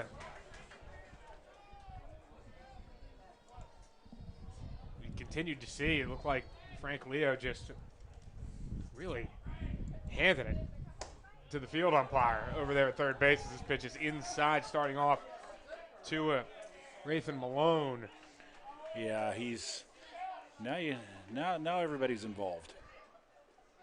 Now everyone's fired up a little bit as we're into the bottom of the sixth. Malone swinging and missing 1-1 the count now. But you knew it was coming. These teams don't like each other very much, and even though they've spent many years apart, they're not going to back down, either one. Well, first of all, you don't make the last out at third. He got himself out. He can be mad because the ball got dropped on his head all he wants, but you don't make the last out at third base.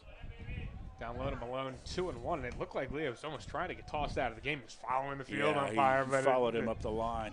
He chose not to do it and leave Leo in the game.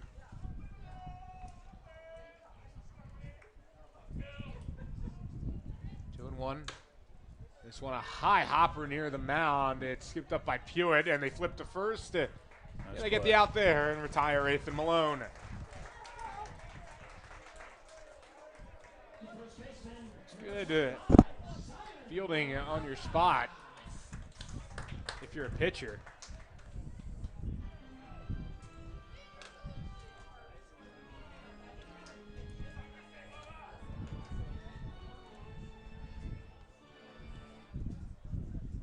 And this brings up Simon Larinaga, the first baseman, who's 1 for 2. A good right-handed bat here. His first pitch from Pewitt is outside. He is a wall back behind there. Yeah, certainly Tyler LaRue has done a lot defensively.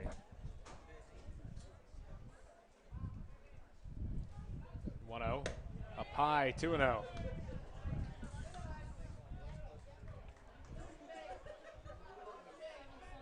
Stuff like that makes it fun.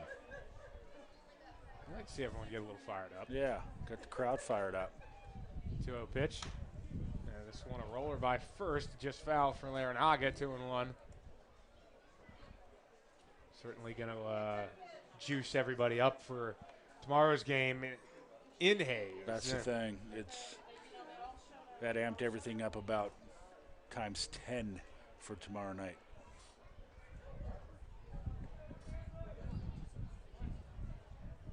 Certainly will be some words there on both sides, and Roger Ward has some history with Frank Leo.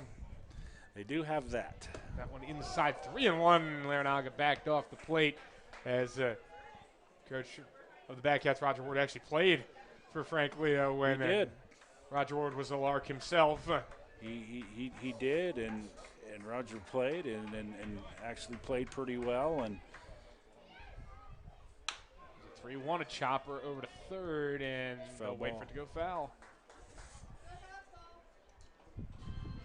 Somewhere along the way, they got sideways, and Roger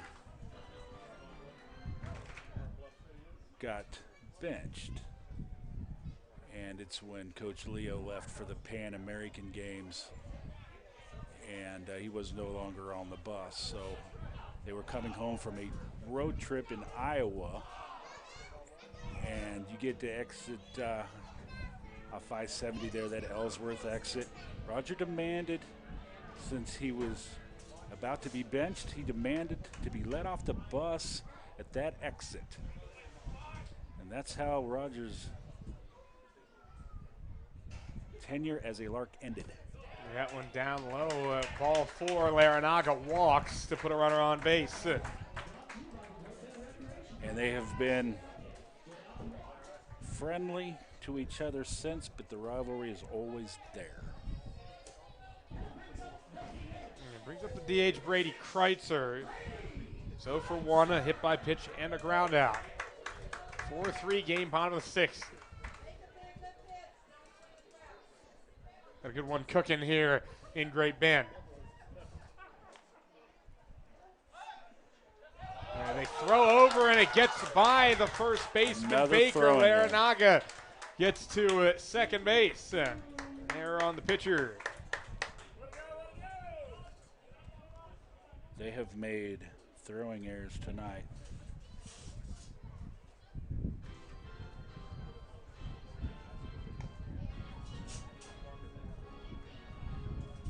That may cost them down in this game. Kreitzer stepping in, still awaiting his first pitch from Pewitt. No, base hit gets you a little insurance running. That's going to be huge. Down low, the ball and no strikes.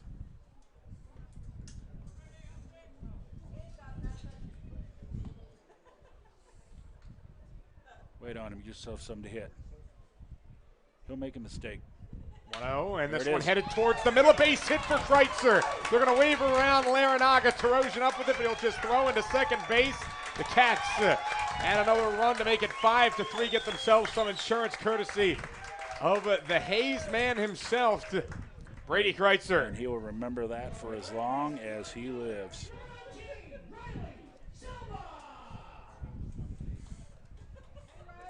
And now Harp again to the mound. Will there be a move made here as Pewitt gives up that base hit? And now it's a 5-3 game.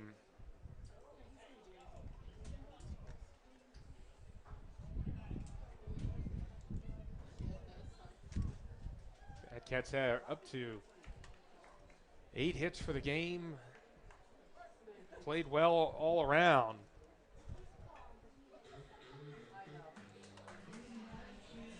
So a big insurance run compliments courtesy of the Hayes kid. And the Bat Cats have a 5-3 lead as Austin Pruitt leaves. And we'll see a pitching switch here for the Hayes Larks, and we'll have all the news about it when we get back on the Great Bend Bat Cats Media Network.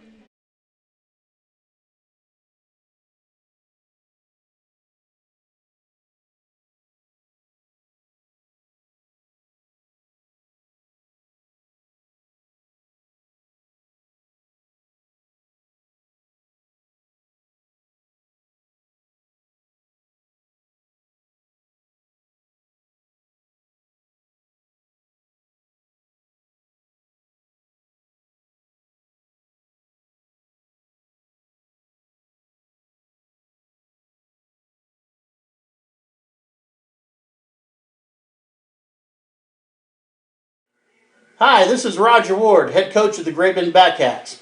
I hope you're enjoying the free broadcast of tonight's game. Please consider donating to our interns who make this possible for the organization.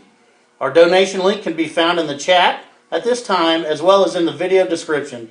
Enjoy the rest of the game and go Batcats.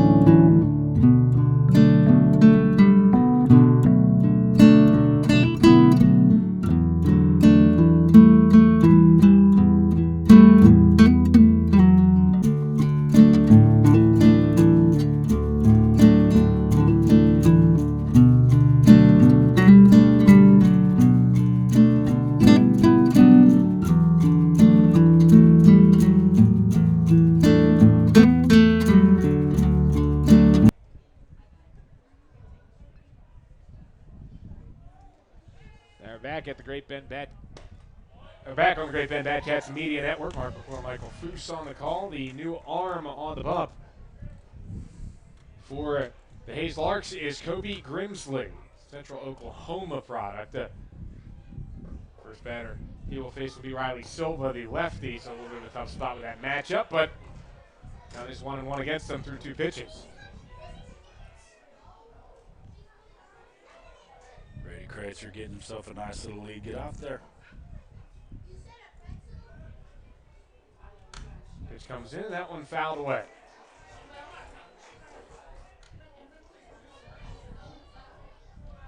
Like you said, man, I think our rivalry and our game tomorrow night just got amped up just a little bit. We'll go up there and have some fun tomorrow night. Be a good one. Always fun. Pitch is fouled away. Runner was on the move there. That one down left field line. And all the more reason why these guys should be playing. Good for everybody. It is. From high school, junior high, it's Great Bend versus Hayes. These guys, obviously, at the collegiate level, don't appreciate that as much as someone who played in junior high and high school here. But, man, the Great Bend Hayes rivalry is always going to be there.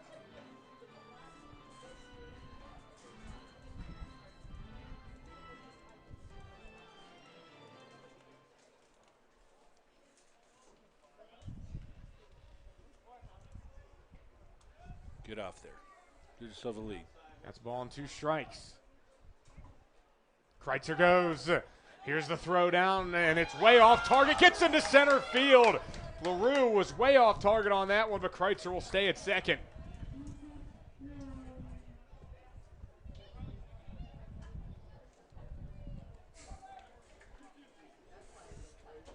And now a base hit. Get you another insurance run. The Batcats have been relentless on the base paths tonight. Roger has them running all over the field.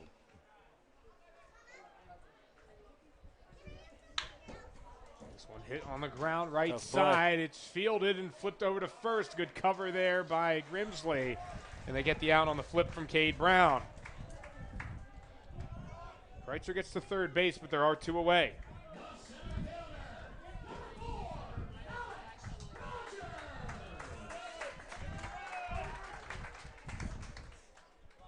Now turn the lineup over.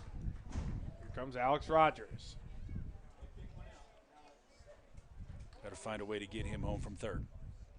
Here's the pitch. That one down low. A good block again by LaRue, who's been all over the place behind the plate, keeping balls in front of him. He has. He's been sensational back there tonight.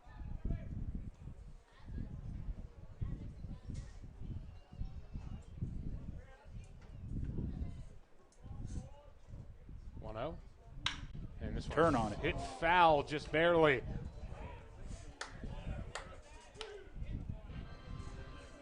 Alex did not get cheated on that swing.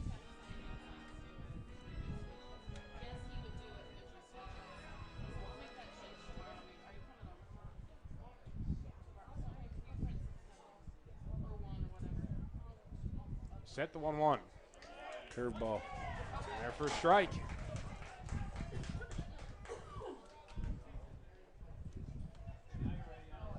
Alex has got to protect.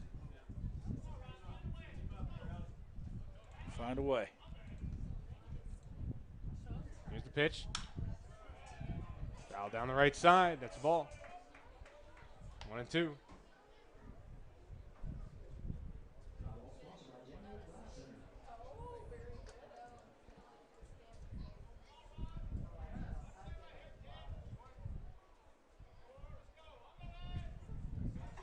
Set and the 1-2.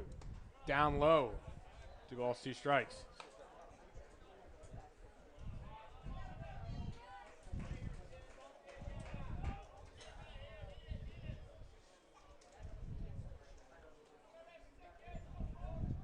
Alex a threat. Anything on the ground. Swing and a miss. Strike 3. They got him to end the inning and retire the side. Mad Cat's got a run, though. Brady Kreitzer with the base hit up the middle. That drove home Simon Larinaga. 5-3 Cats as we're through 6 here in Great Bend. Back in a moment on the Batcats Media Network.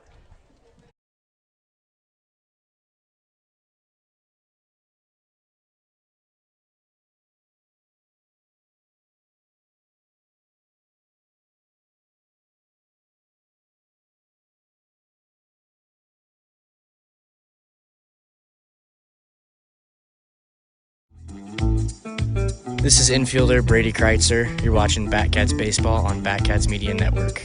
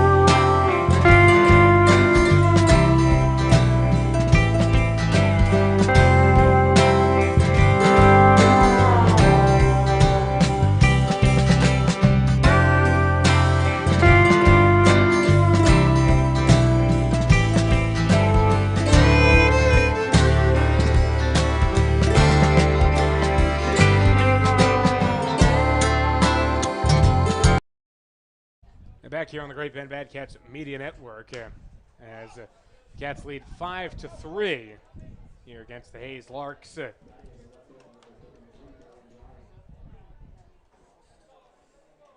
First to hit this inning for the Larks is Dylan Dreiling. As he swings and hits another one just off the nub of the bat.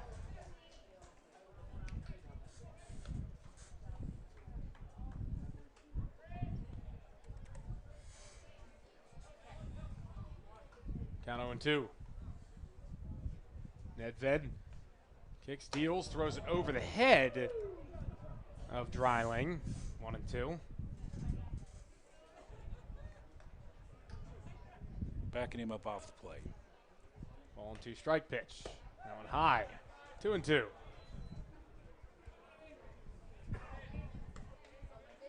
All the offense so far in this game in the middle innings. All the Great Bend offense due to throwing errors by the Hayes pitcher. Going outside, 3-2. It was a costly error by Luke Terbeek, who started this game. Allowed 2 bad cats to score. Connor Allen went all the way around the bases. Payoff pitch. Swinging a foul ball. No, that's going to actually roll around by the line, but it will end up foul at the end of the day.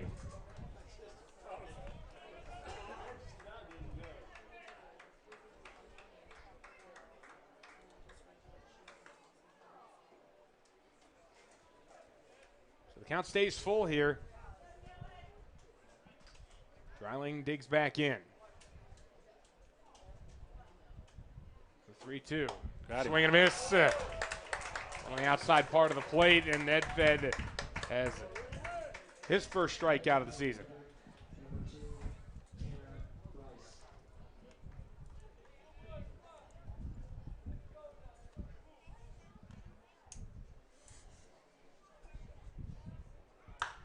There's a shot. It's going to be foul, though, down the right side.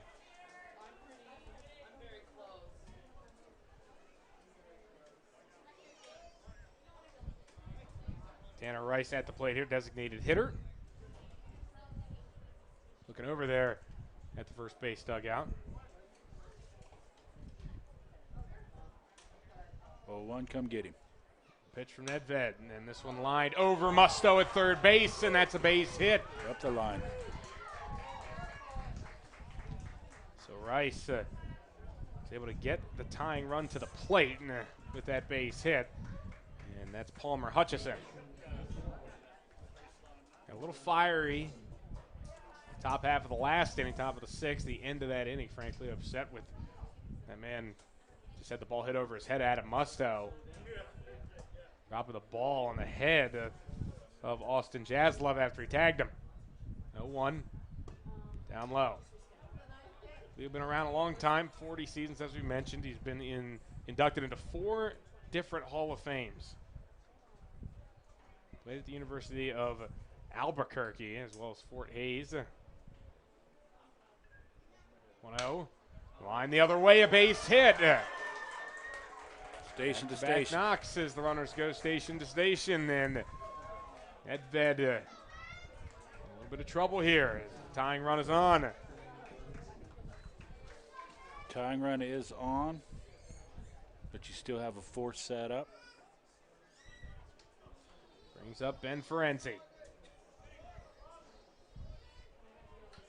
Here's where it becomes a pressure situation for Matt Nedved. You're into the later part of the ball game.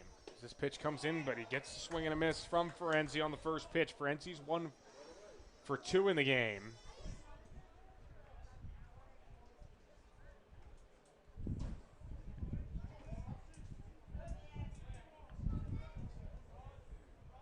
Around second is Rice and Hutchison on first. 0-1 pitch.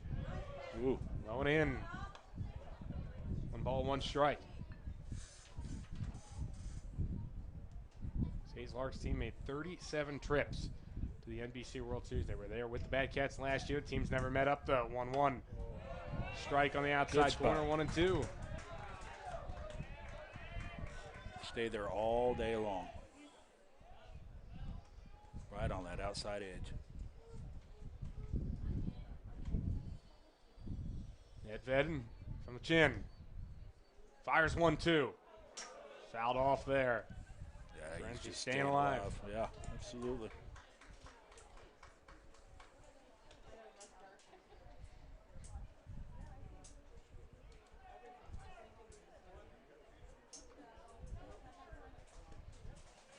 On 2 strikes.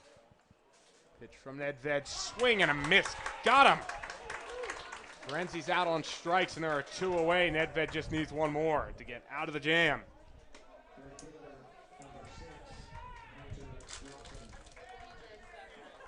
Got to get Hunter Rossen. Reached on a fielder's choice his last time up and flew out his first time up, so he's 0 for 2. He'd come around to score when he reached on that fielder's choice, though. Here's the pitch, down low.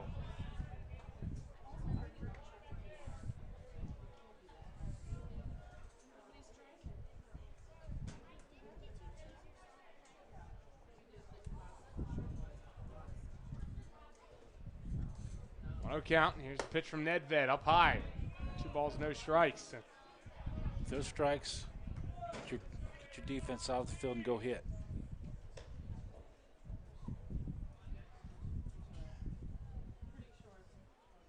Nedved behind here on Rossen. Good pitch. Got one past him there with a fastball. 2-1. Gets himself back into the count. You don't want to get to that top of the order this inning. You want them leading off the next frame. They have to completely generate the offense on their own. Dixon deals 2-1. Right on the ground, over to shortstop. They flip and go the short way. Malone connects with Gotro, and they get out of the inning, and 2 are stranded on the bases for Hayes, as it is time to stretch here at the Great Bend Sports Complex. 5-3 game, Batcats in front.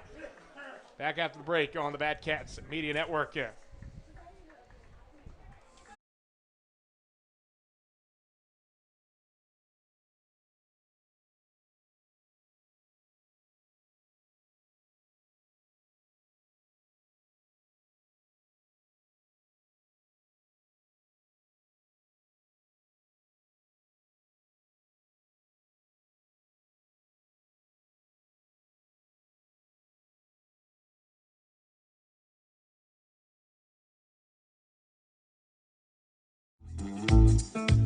This is Batcats outfielder Dawson French. You're watching Batcats baseball on the Batcats Media Network.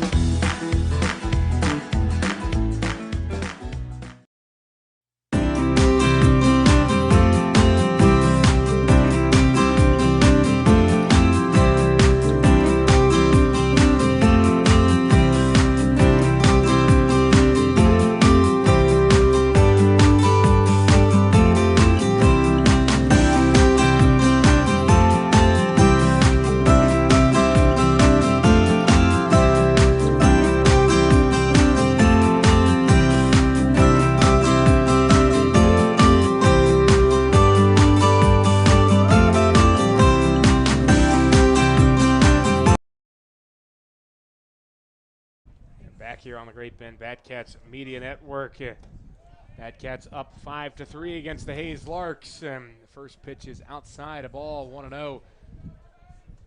Hunter Gotro at the plate.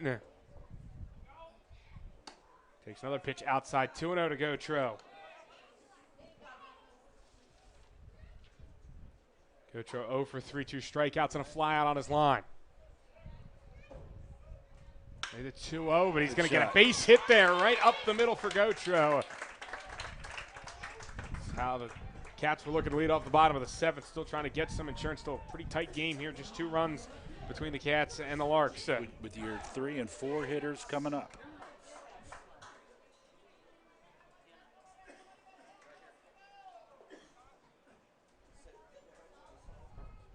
A chance to open it back up a little bit. Starts with Kyle Gates, 2 hits for him in the game. Well, the Batcats have ran all over the field. They're bluffed to move. Gotro thought about it. Thought Fooled better of it, me. though. First pitch, a strike taken.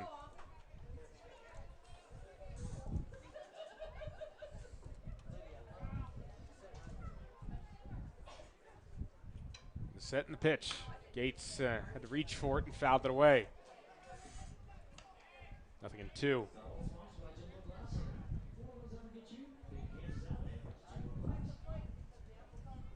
Kyle Gates 4 for 5 to start the season. 3 RBIs, 2 stolen bases. We'll take that. Gautreau is on the move as they tried possibly a pitch out move, but it was way high and got past LaRue, but a stolen base for Gautreau. That's ball 1. Again, pressure. It's Kobe Grimsley on the mound, right-hander from Central Oklahoma. Grimsley's ready. Here's the pitch outside. Grimsley pitched to 18 2/3 innings this spring. Central Oklahoma, but an ERA over 9.5.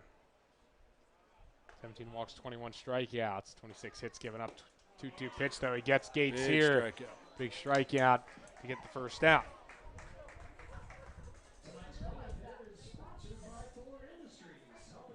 Connor Allen's had a big night. Needed to continue.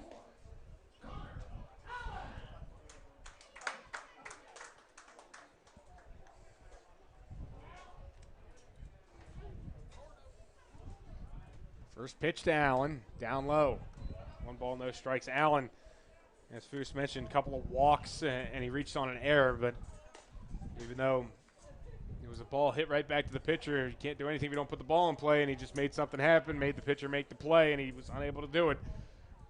Ended up bringing in a couple of runs. Especially at this level, make him get you out. Good pitch. Got the strike across, and 1-1.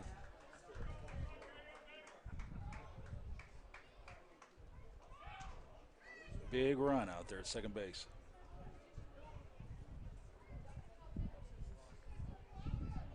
Infield is deep. Here's the 1-1. Hit the other way, foul.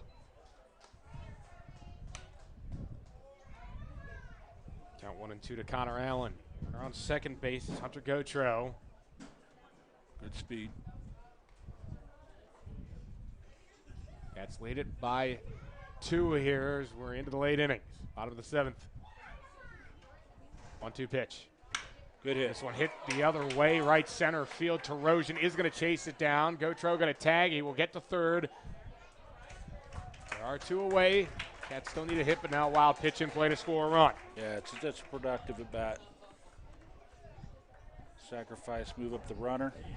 Lots of things can happen now. Wild pitch. Get yourself a run. Come down to Adam Mustro trying to drive him in. Mustro one hitting 3 at-bats last time. He hit into a double play, though.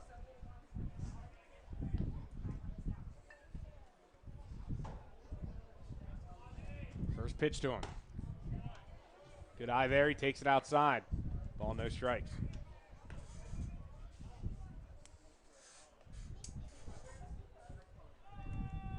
Here's the pause and the 1-0 pitch. Down low. 2-0. Be selective. Find you something you can hit. Drive it somewhere.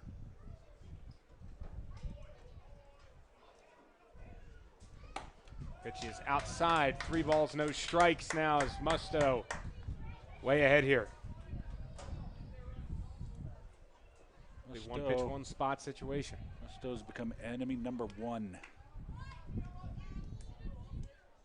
Certainly say that. 3-0. That's a strike, 3-1. I mean, look. Yeah, it's a good pitch. Goes to the beat of his own drum.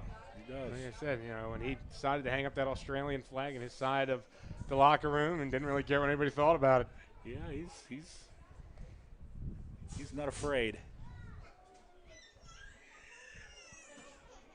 Not that anybody was objected to it, but it just didn't care if anybody did. Simple as that. 3-1. Got his own little corner, and he hung up the Australian flag and told everybody it's winter back home. And now he's on base. Working the walk there as we look like we might see a move to the bullpen here for Hayes. Runners on the corners, 2 outs.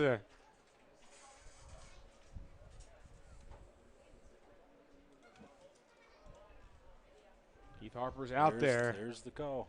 And he makes the motion. He's going to go to the bullpen as runners are on the corners, and Grimsley will be responsible for the 2 runners on base. It'll be 2 inherited runners for the new pitcher, Hunter Parker from Fort Hays. Takes over, and while he warms up, we'll step aside on the Great Bend Batcats Media Network.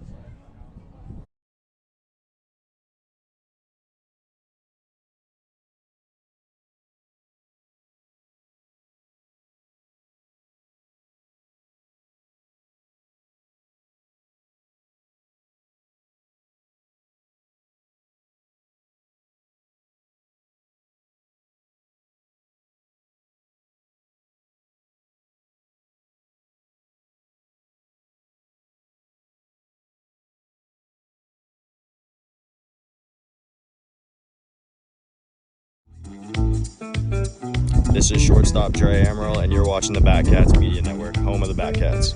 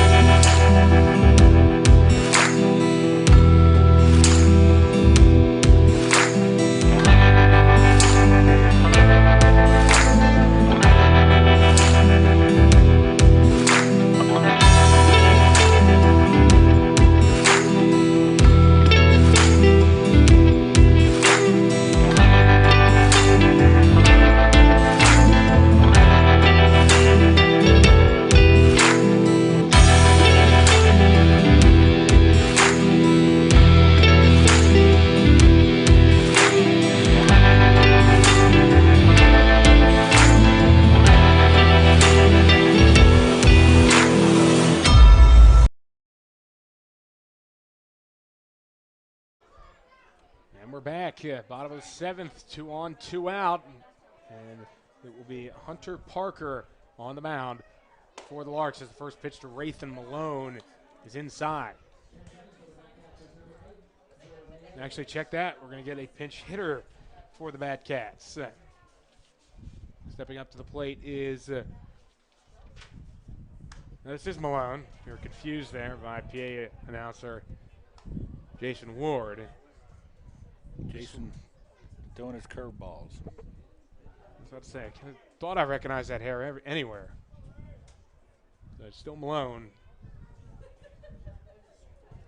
On a strike, here's the pitch. Big spot. Down low, but it is in for a strike, 1-2. Now he's got to protect. Parker was a starter for the most part at Fort Hays this spring, but he's working out of the pen here for the Larks. Strike away from getting out of the trouble here, 1-2. Inside, runner going, no one covering the bag at second base. They throw down, and they got him in a rundown. This is Gotro in trouble as we'll see a throwing exhibition here. Going to be a close play, and he's out at the plate. He looked like he thought he could get his hand in there. It was going to be dramatic, but in the end, Gotro is out, and that retires the side. Deked him. Fake the throw to second. Do it to third. Picked him off. And the Batcats end up running themselves out of that inning as remains 5-3 going to the 8th on the Great Bend Batcats Media Network.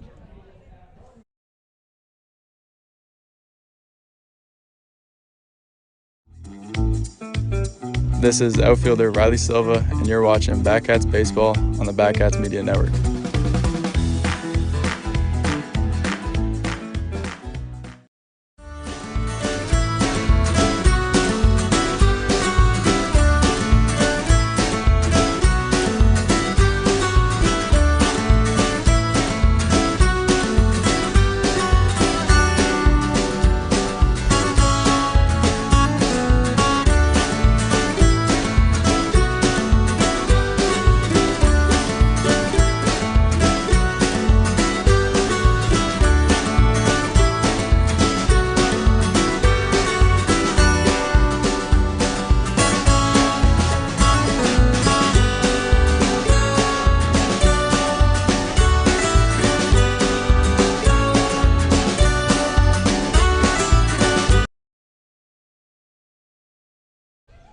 Almost winning time here in Great Bend. 5-3 the score into the 8th inning. As Bad Cats lead 5-3. Now we're going to see a substitution here defensively. Adam Musto is out of the game. Coulter Maldonado is in at third. Defensive substitutions, as Mark said, it's winning time. That one is a strike called right on the outside corner. Leading off this inning, Jack Trojan right at the top of the order. 0-1. Good pitch. That one's in there. Nothing in two. Good action there for Nedved starting this inning. Way ahead on Trojan. He's a guy that can hit a little bit. 0-2. Downstairs. 1 ball, 2 strike count.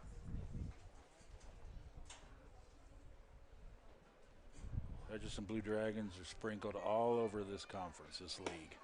2 up high, 2-2.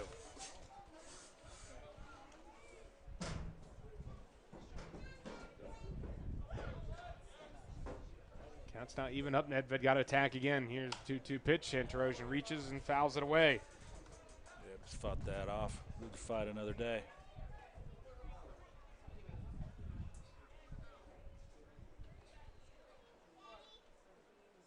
Come get him. Here's the 2-2. Swinging a grounder right side. It'll be fielded by Larinaga. Nedved's not going to get there. Base hit. Yeah, that's just in a black hole there. Between first and second. Tough play. And Hayes has their leadoff man aboard. As that brings up Austin Jaslove. 1 on, none out.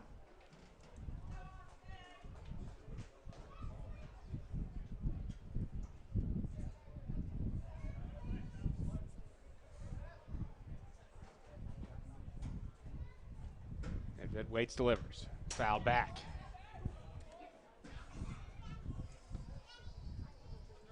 You're into the top of the Hayes lineup now.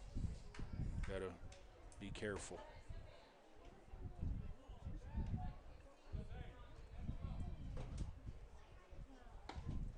Pitches on the inside corner, 0-2. Nedved ahead again.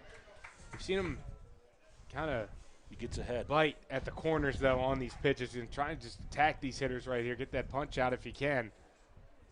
Yeah, set him down. Jaslove swings and pops one up left side by the dugout. It's Maldonado over there with Allen, but just too much on this. It will get out of play.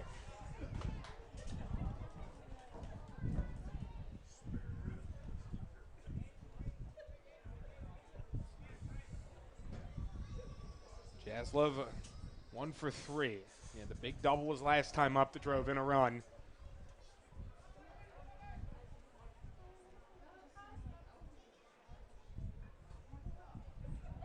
He will throw over here quickly.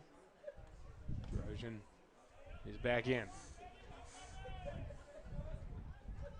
Yeah, staring right at him.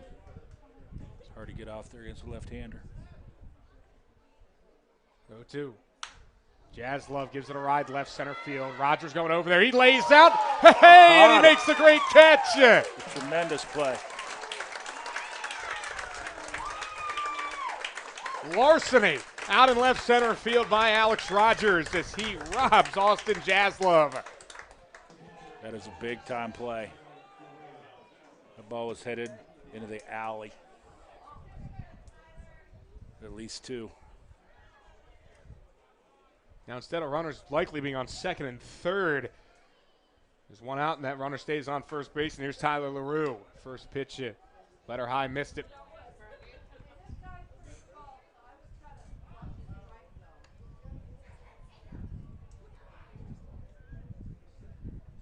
LaRue 0 for 2, sacrifice fly last time up. Oh, he fouls it back, and he loses his bat again. Wow. It's the same guy, LaRue, that threw his bat the first time. I'm going to get this man some more pine tar. These guys aren't used to swinging wood bats. Usually you have a grip on there if you're using metal like you do in college, but He's having a hard time. Here with the Woods, just flying all over the place. Seen 3 bats thrown in 2 nights. He doesn't get cheated. 1-1. Check swing foul ball by the Larks dugout. Got him set up here. Nedved ahead 1-2. There is the tying run. The runner going, swinging a miss, strike 3. The throw from Allen is too high. Tarosian steals second, but LaRue out on strikes, 2 away for Cade Brown. We'll take that.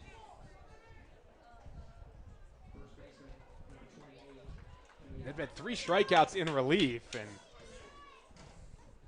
looking for one more and set up whoever that closer is going to be with as much support as possible.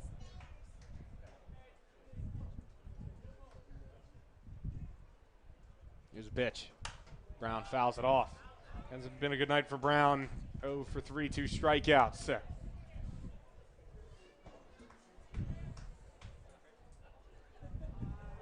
Got to keep him in check here.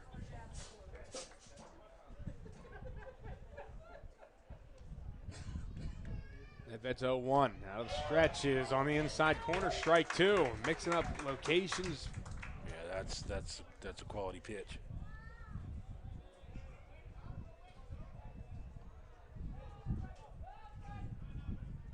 0-2 count. Set up outside, come get him. Here's a pitch from Nedved. Too far inside. Counts 1-2.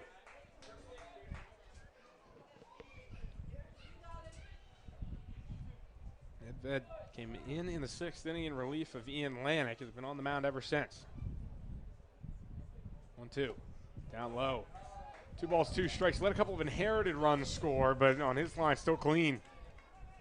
All 3 of the runs across attributed to Ian Lanik. Throw that hook up there.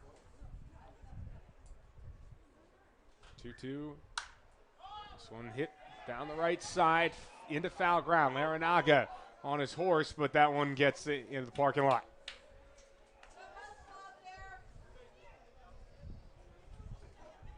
One thing, Larinaga really goes all out on any of those balls down that right field line. He does. He made a great catch earlier in the game, and he was full steam ahead trying to make that play. He's got a good glove over there. Definitely not a guy you're trying to hide defensively like a lot of first basemen can be at times. Come get him. 2-2. And that right in there, dots the corner, strike 3. 4 strikeouts for Nedved, and he leaves that runner in scoring position. As we go to the bottom of the 8th, the Bad Cats lead 5-3 here from the Great Bend Sports Complex. Stick with us on the Great Bend Bad Cats Media Network.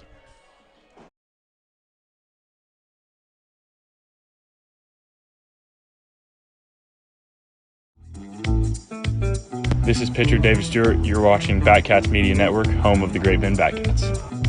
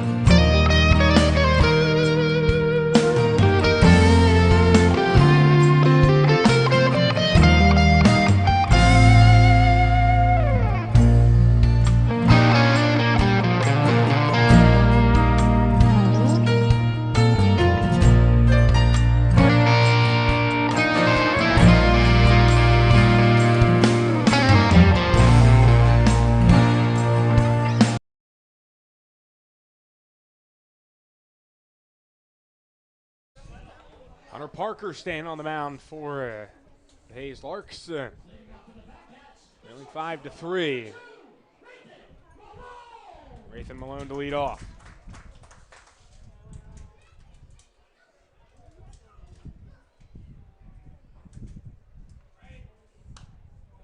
just fouled off. Malone was at the plate when all that nonsense on the bases was going down, with Gautreaux getting tagged out at home plate. It's another chance with a fresh count. Be the leadoff hitter here. 1 way inside on Malone. 1 ball, 1 strike.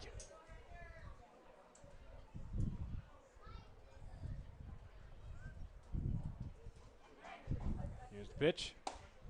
Right in there on Malone. Bell tied and won it, 1-2.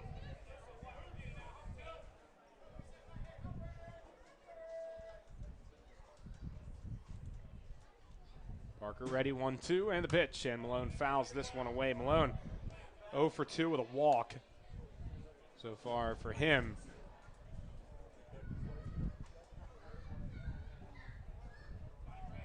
Yourself on base, make something happen.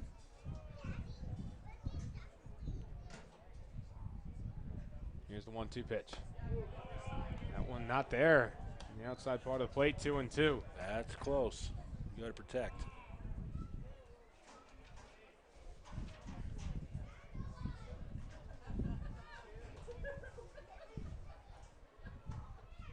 Two pitch coming.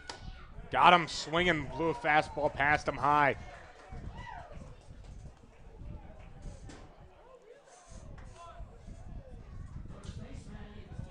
First strikeout in this appearance for Hunter Parker, and it brings up Simon Larinaga. Larinaga's reached twice in this game, once with a walk, once with a base hit. First pitch to him way outside, though. Big first baseman.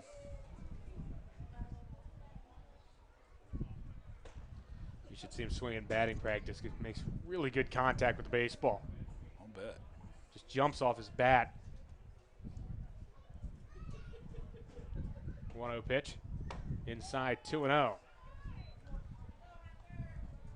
Now he's going to get something to hit.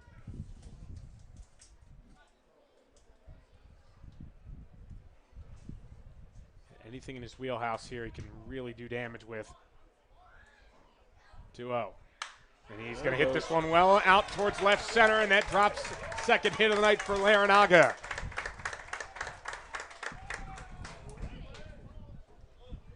You see what I mean when I say just jumps off his bat when he makes good contact. One of the harder hit balls of the night. Now he's going to end his night with a knock. And he is going to be lifted for a pinch runner, Dawson French, one of his teammates. He's got good speed. My teammates also mean in the college level, too, but from Temple College. Playing for the Bad Cats here this summer.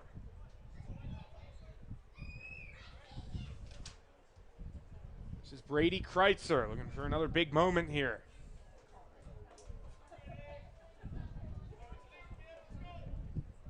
RBI singles last time he's reached base twice in 3 plate appearances. First pitch to him, he chops it foul by third.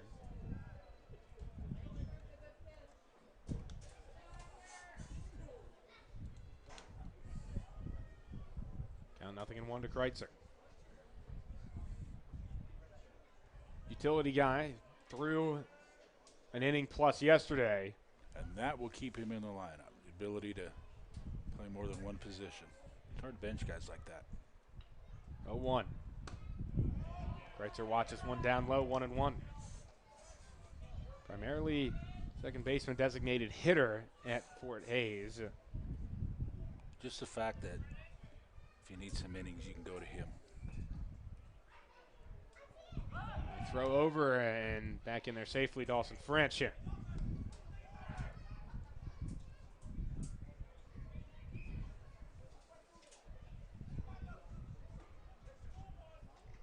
The wheels turning.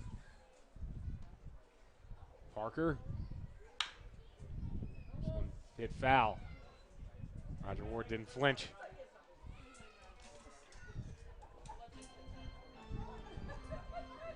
Counts 1-2. Reminder that our next broadcast is tomorrow night. He'd have made that play back in the day. Oh, certainly. Tomorrow night, Great Bend at Hayes, 7 o'clock start over at Larks Park. Can't make it there, we'll have it here. on the Cats Media Network. Definitely Lark Park's a historic, fun place. Now we got a balk.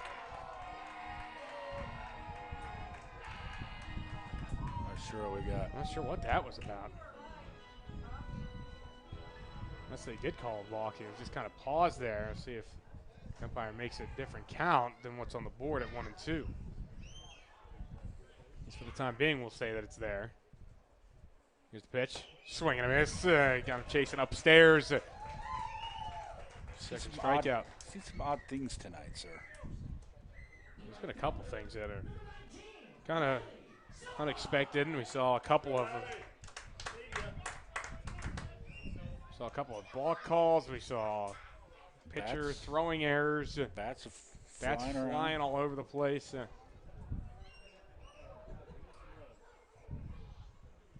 Dawson French is going. Pitch was high. Throw down from LaRue, and it was dropped. Jaslov could not hold on to it, and a stolen base for Dawson French. This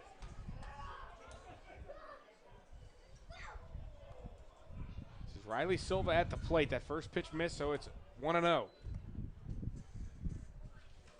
Silva in his first start as a Bat Cat, 1 for 3.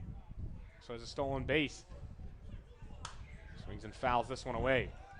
1 ball, 1 strike.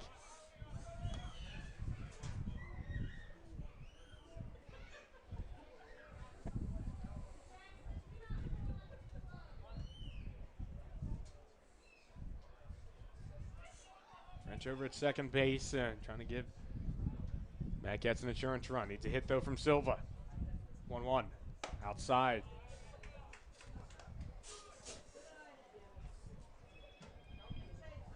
Count us 2-1.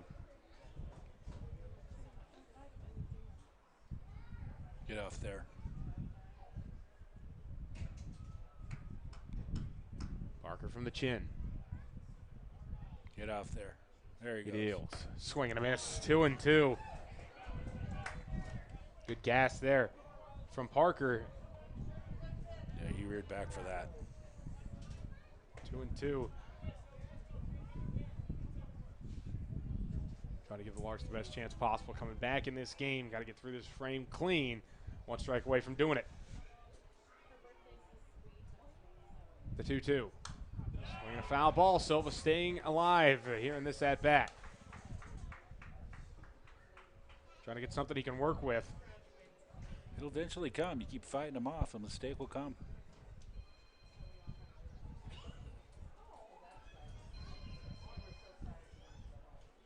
Good at bat. Parker will try to put him away again, though. 2-2. Not there. Count goes full. Probably need to protect this time. You may not get that one again. Right, a little more defensive.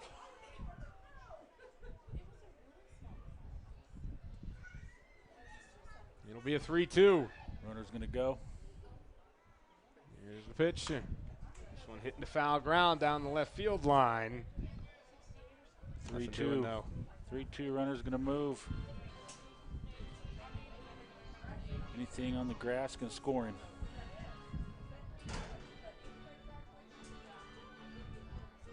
Especially with Dawson French, got good speed.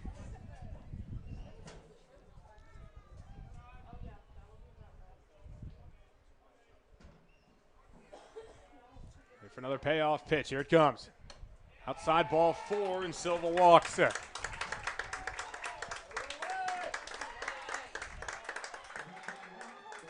Good at bat. Good at bat.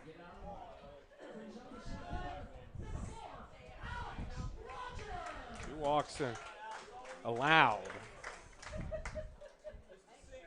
so far by Parker. Now I have to deal with the top of the order and Alex Rogers, who already has 1 hit. Find a way. Pitch down low. A ball 1-0.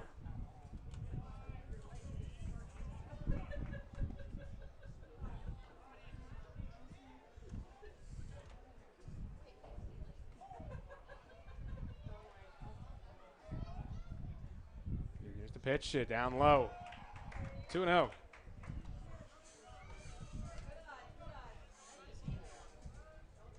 Dawson French over on second base. Riley Silva at first. Alex Rogers at the plate. 1 for 4.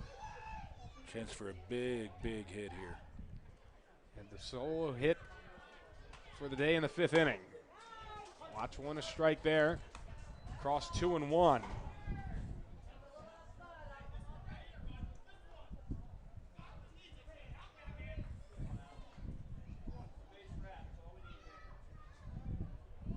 That's trying to add some insurance here to the lead.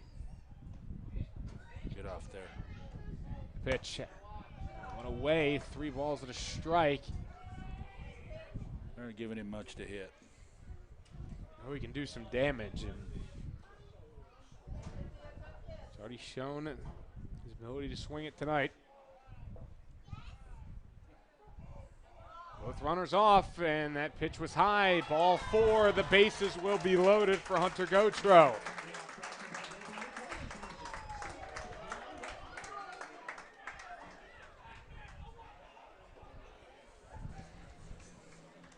As we will see another walk to the mound here for Keith Harper.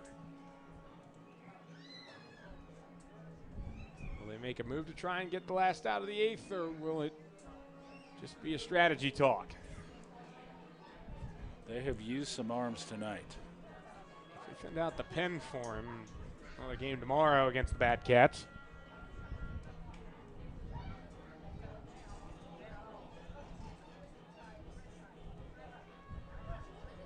The plate umpire going to break this meeting up. It's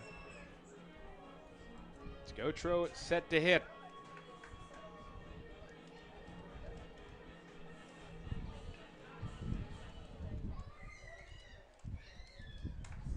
Gautreaux had a hit his last time up in the 7th, 1 for 4. One of the biggest at-bats of the night, Foose. Yes, this is about as big as it gets. This is it.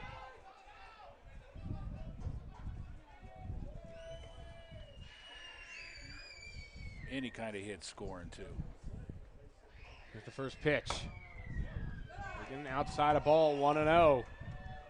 Parker's got to battle back into the strike zone. Nowhere to put anybody. Got to be aggressive. That's it. Nowhere to put him. Got to make them do the damage as this is fouled back by Gautreaux, 1-1.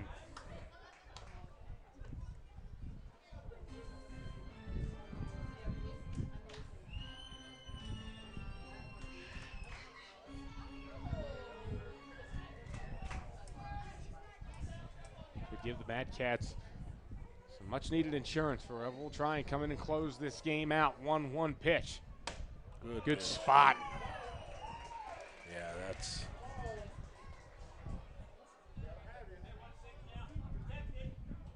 On 2 strikes. Big pitch coming. Protect, find yourself away. Parker kicks and deals. Swing and a miss. Scott Gautreaux. A huge strike out there for Hunter Parker.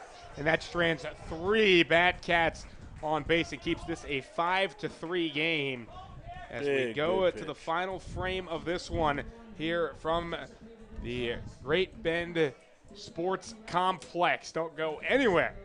See if the Bad Cats can close it out when we come back.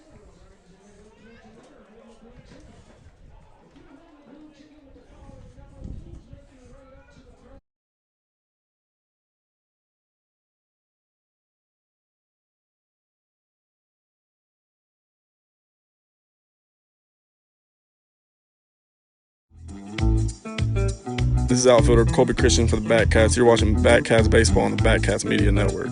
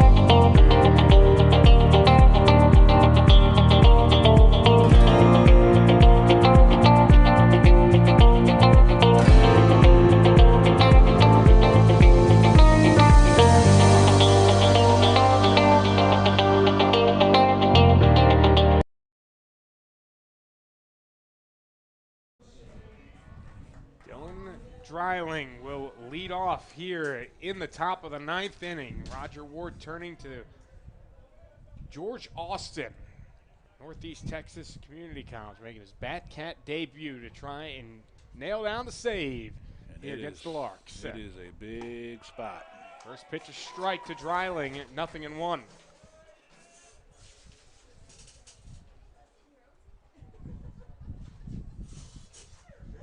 Set and the pitch, and it's fouled off by Dreiling right by the dugout for Hayes. George Austin, in his freshman season, made 7 starts, 14 appearances for Northeast Texas, 34 2/3 innings. One outside, 1-2, couldn't get the chase, gave up 61 hits and 51 runs, but only 35 of them were earned, 19 walks, 21 strikeouts. 1-2 pitch. Good. Breaking ball, that was a beauty, but didn't get Chris, the that call. was a ball outside. That's a pretty tough call there, Chris. Yeah, that's a heck of a place to miss. He dotted the outside corner there, but umpire saw something different. Throw it down there again. He'll get it this time. 2-2. Swinging a foul ball. Just can't let it frustrate you. If you're Austin, it's a good pitch, but just didn't get the call. You got to bounce back and attack again. This one straight up. Sky high pop up. Shallow part of left field, and this one is caught. Route number 1 by Kyle Gates. Got the out anyway.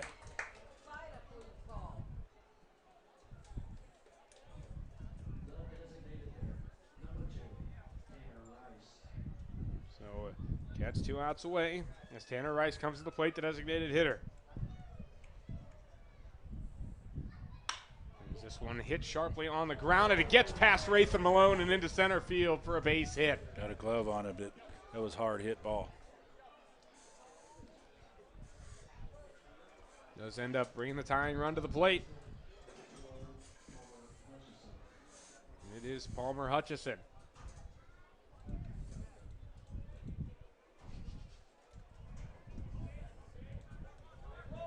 Hutchison has 1 hit in 2 at-bats.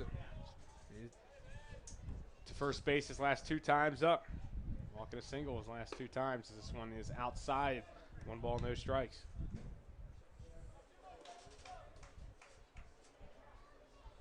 Couldn't quite be a Hayes Great Bend game. First time meeting in a long time. And there not be drama at the end of it. There is plenty tonight. 1-0. That's a strike on the outside corner, 1-1. Stay right there. So Austin has to attack, trying to nail down his first save as a Batcat. Not have any saves at Northeast Texas, 1-1. Swung through it. Swing and a miss. Got a piece of it, but either way, it's a strike, 1-2. No, he's got him set up.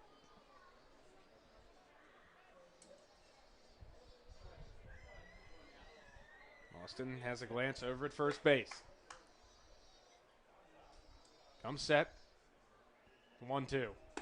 Check swing. Yeah, it was outside. 2-2.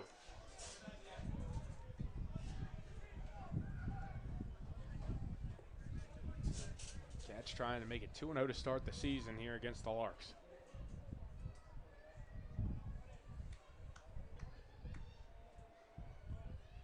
Throw that hook up there. 2-2. And he got him there right on the outside corner. Painted the black, strike 3. And Austin 1 out away from getting the Cats to that 2-0 record. Picking up a win at home against the Larks. 1 out to go. Always the toughest one to get. We'll have to get Ben Ferenzi, the second baseman, 1 hit and 3 at-bats. Work ahead of him. Here's the first pitch. That's a strike on the outside corner.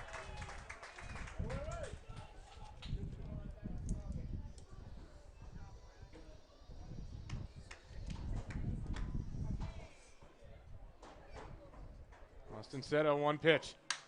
This one hit in the air, center field, charging in on it, Rogers, and he makes the catch.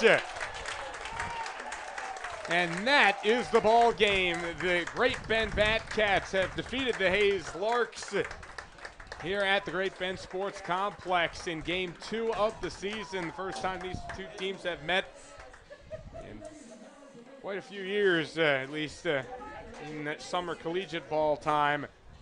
As final score 5-3. Two teams will meet again tomorrow night, but the Batcats get the first one. Tell you what, if you're playing for the postseason, any kind of a tournament bid, this win right here is a signature win and a resume builder. Good job by the Batcats tonight.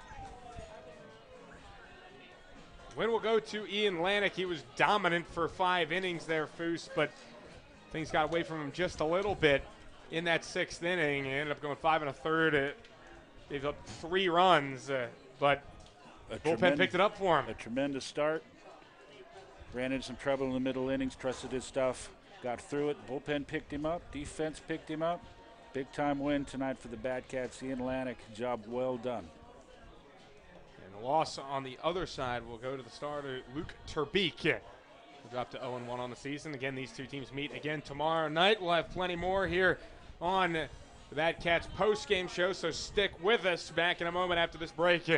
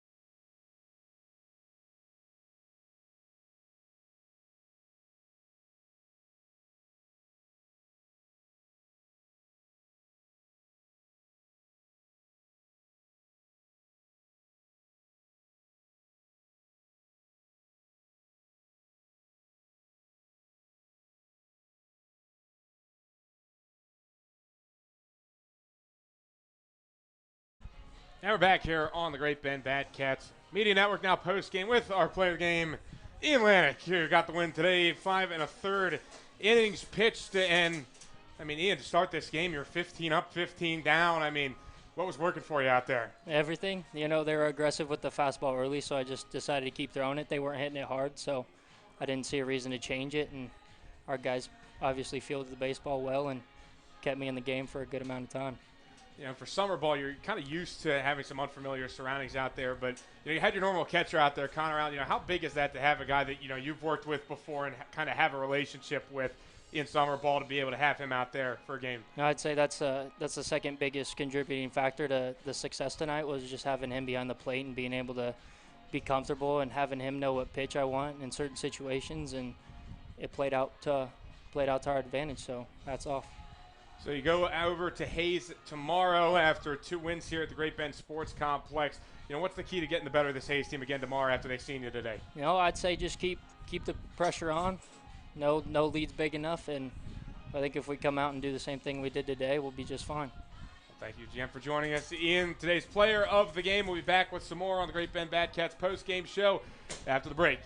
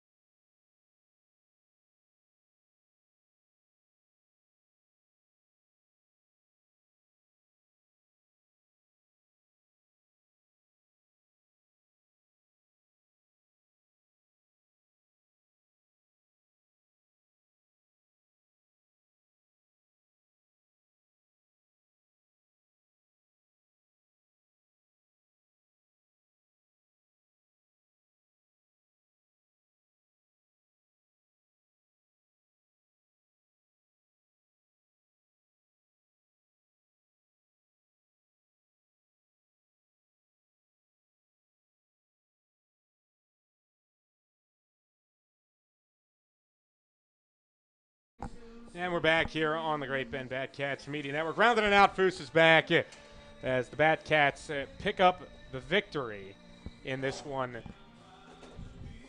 Final score 5-3. Foose, again, it was kind of all built off the start, but overall just a strong game for the Cats. And the Hayes Larks are going to come out tomorrow looking to get a little bit of revenge on the Cats. They will. They're going to come ready tomorrow night, and the Cats got to be ready. Not sure the starter yet. Roger will let us know, and when we find out, you will know. But definitely a big win tonight. And as I said, if you win the league, that all takes care of itself. If you do not, and if you're counting on an at-large bid in order to impress a committee to get yourself into some kind of postseason tournament, whether it be the NBC or whatnot, this is a win right here that's going to help you. Hayes is going to pile up the wins over the course of the season. They're going to end up with some quality wins. This is a quality win for the Batcats tonight. Hopefully one of many tonight, Mark. Yeah, they were built for games like this. I think Roger Ward really talked about, hey, they may have a lot of Division I talent on the other side, but he likes the attitude of the junior college kind of base team that he's put together, and there they go again out tonight with a really gritty performance against the Larks. You saw tonight at Atlantic and Allen, the same battery from the JUCO from Barton Community College. Those two have worked together many times in the past, and it showed tonight. Those two worked together tonight. Chemistry was there. Good start, good win. So the Larks dropped their first game of this season. They are 0-1 on the year, while the Batcats improved to 2-0. So could not ask for a better start for this one. Here's how are the final stats for the night. Atlantic gets the win 1-0 on the season. Luke Terbeek takes the loss 0-1. George Austin with his first save of the season, his first collegiate save, as he did not have any during the spring season. So a lot of firsts for the Batcats to continue to pile them up, get the win, and they will go for their first road game and road win tomorrow against the Larks. And we appreciate you hanging with us here on the Great Bend Batcats Media Network. We hope you can make your way out to Hayes tomorrow, which should be a really good ball game between the Cats and the Larks. It was a good one here today, and it's going to be a rowdy crowd down there at Larks Park tomorrow. They will be ready for us. Get to Hayes if you have a chance. It's a great historic ballpark, and it's a Friday night. get up to Hayes, cheer the Batcats on. So that'll do it for us here from the Great Bend Sports Complex. For the entire crew here with the Batcats Media Network, my partner Michael Foose. My name is Mark McClure, bidding you farewell from the Great Bend Sports Complex. Again, one more time, final score. Batcats get the win over the Hayes Larks, 5-3.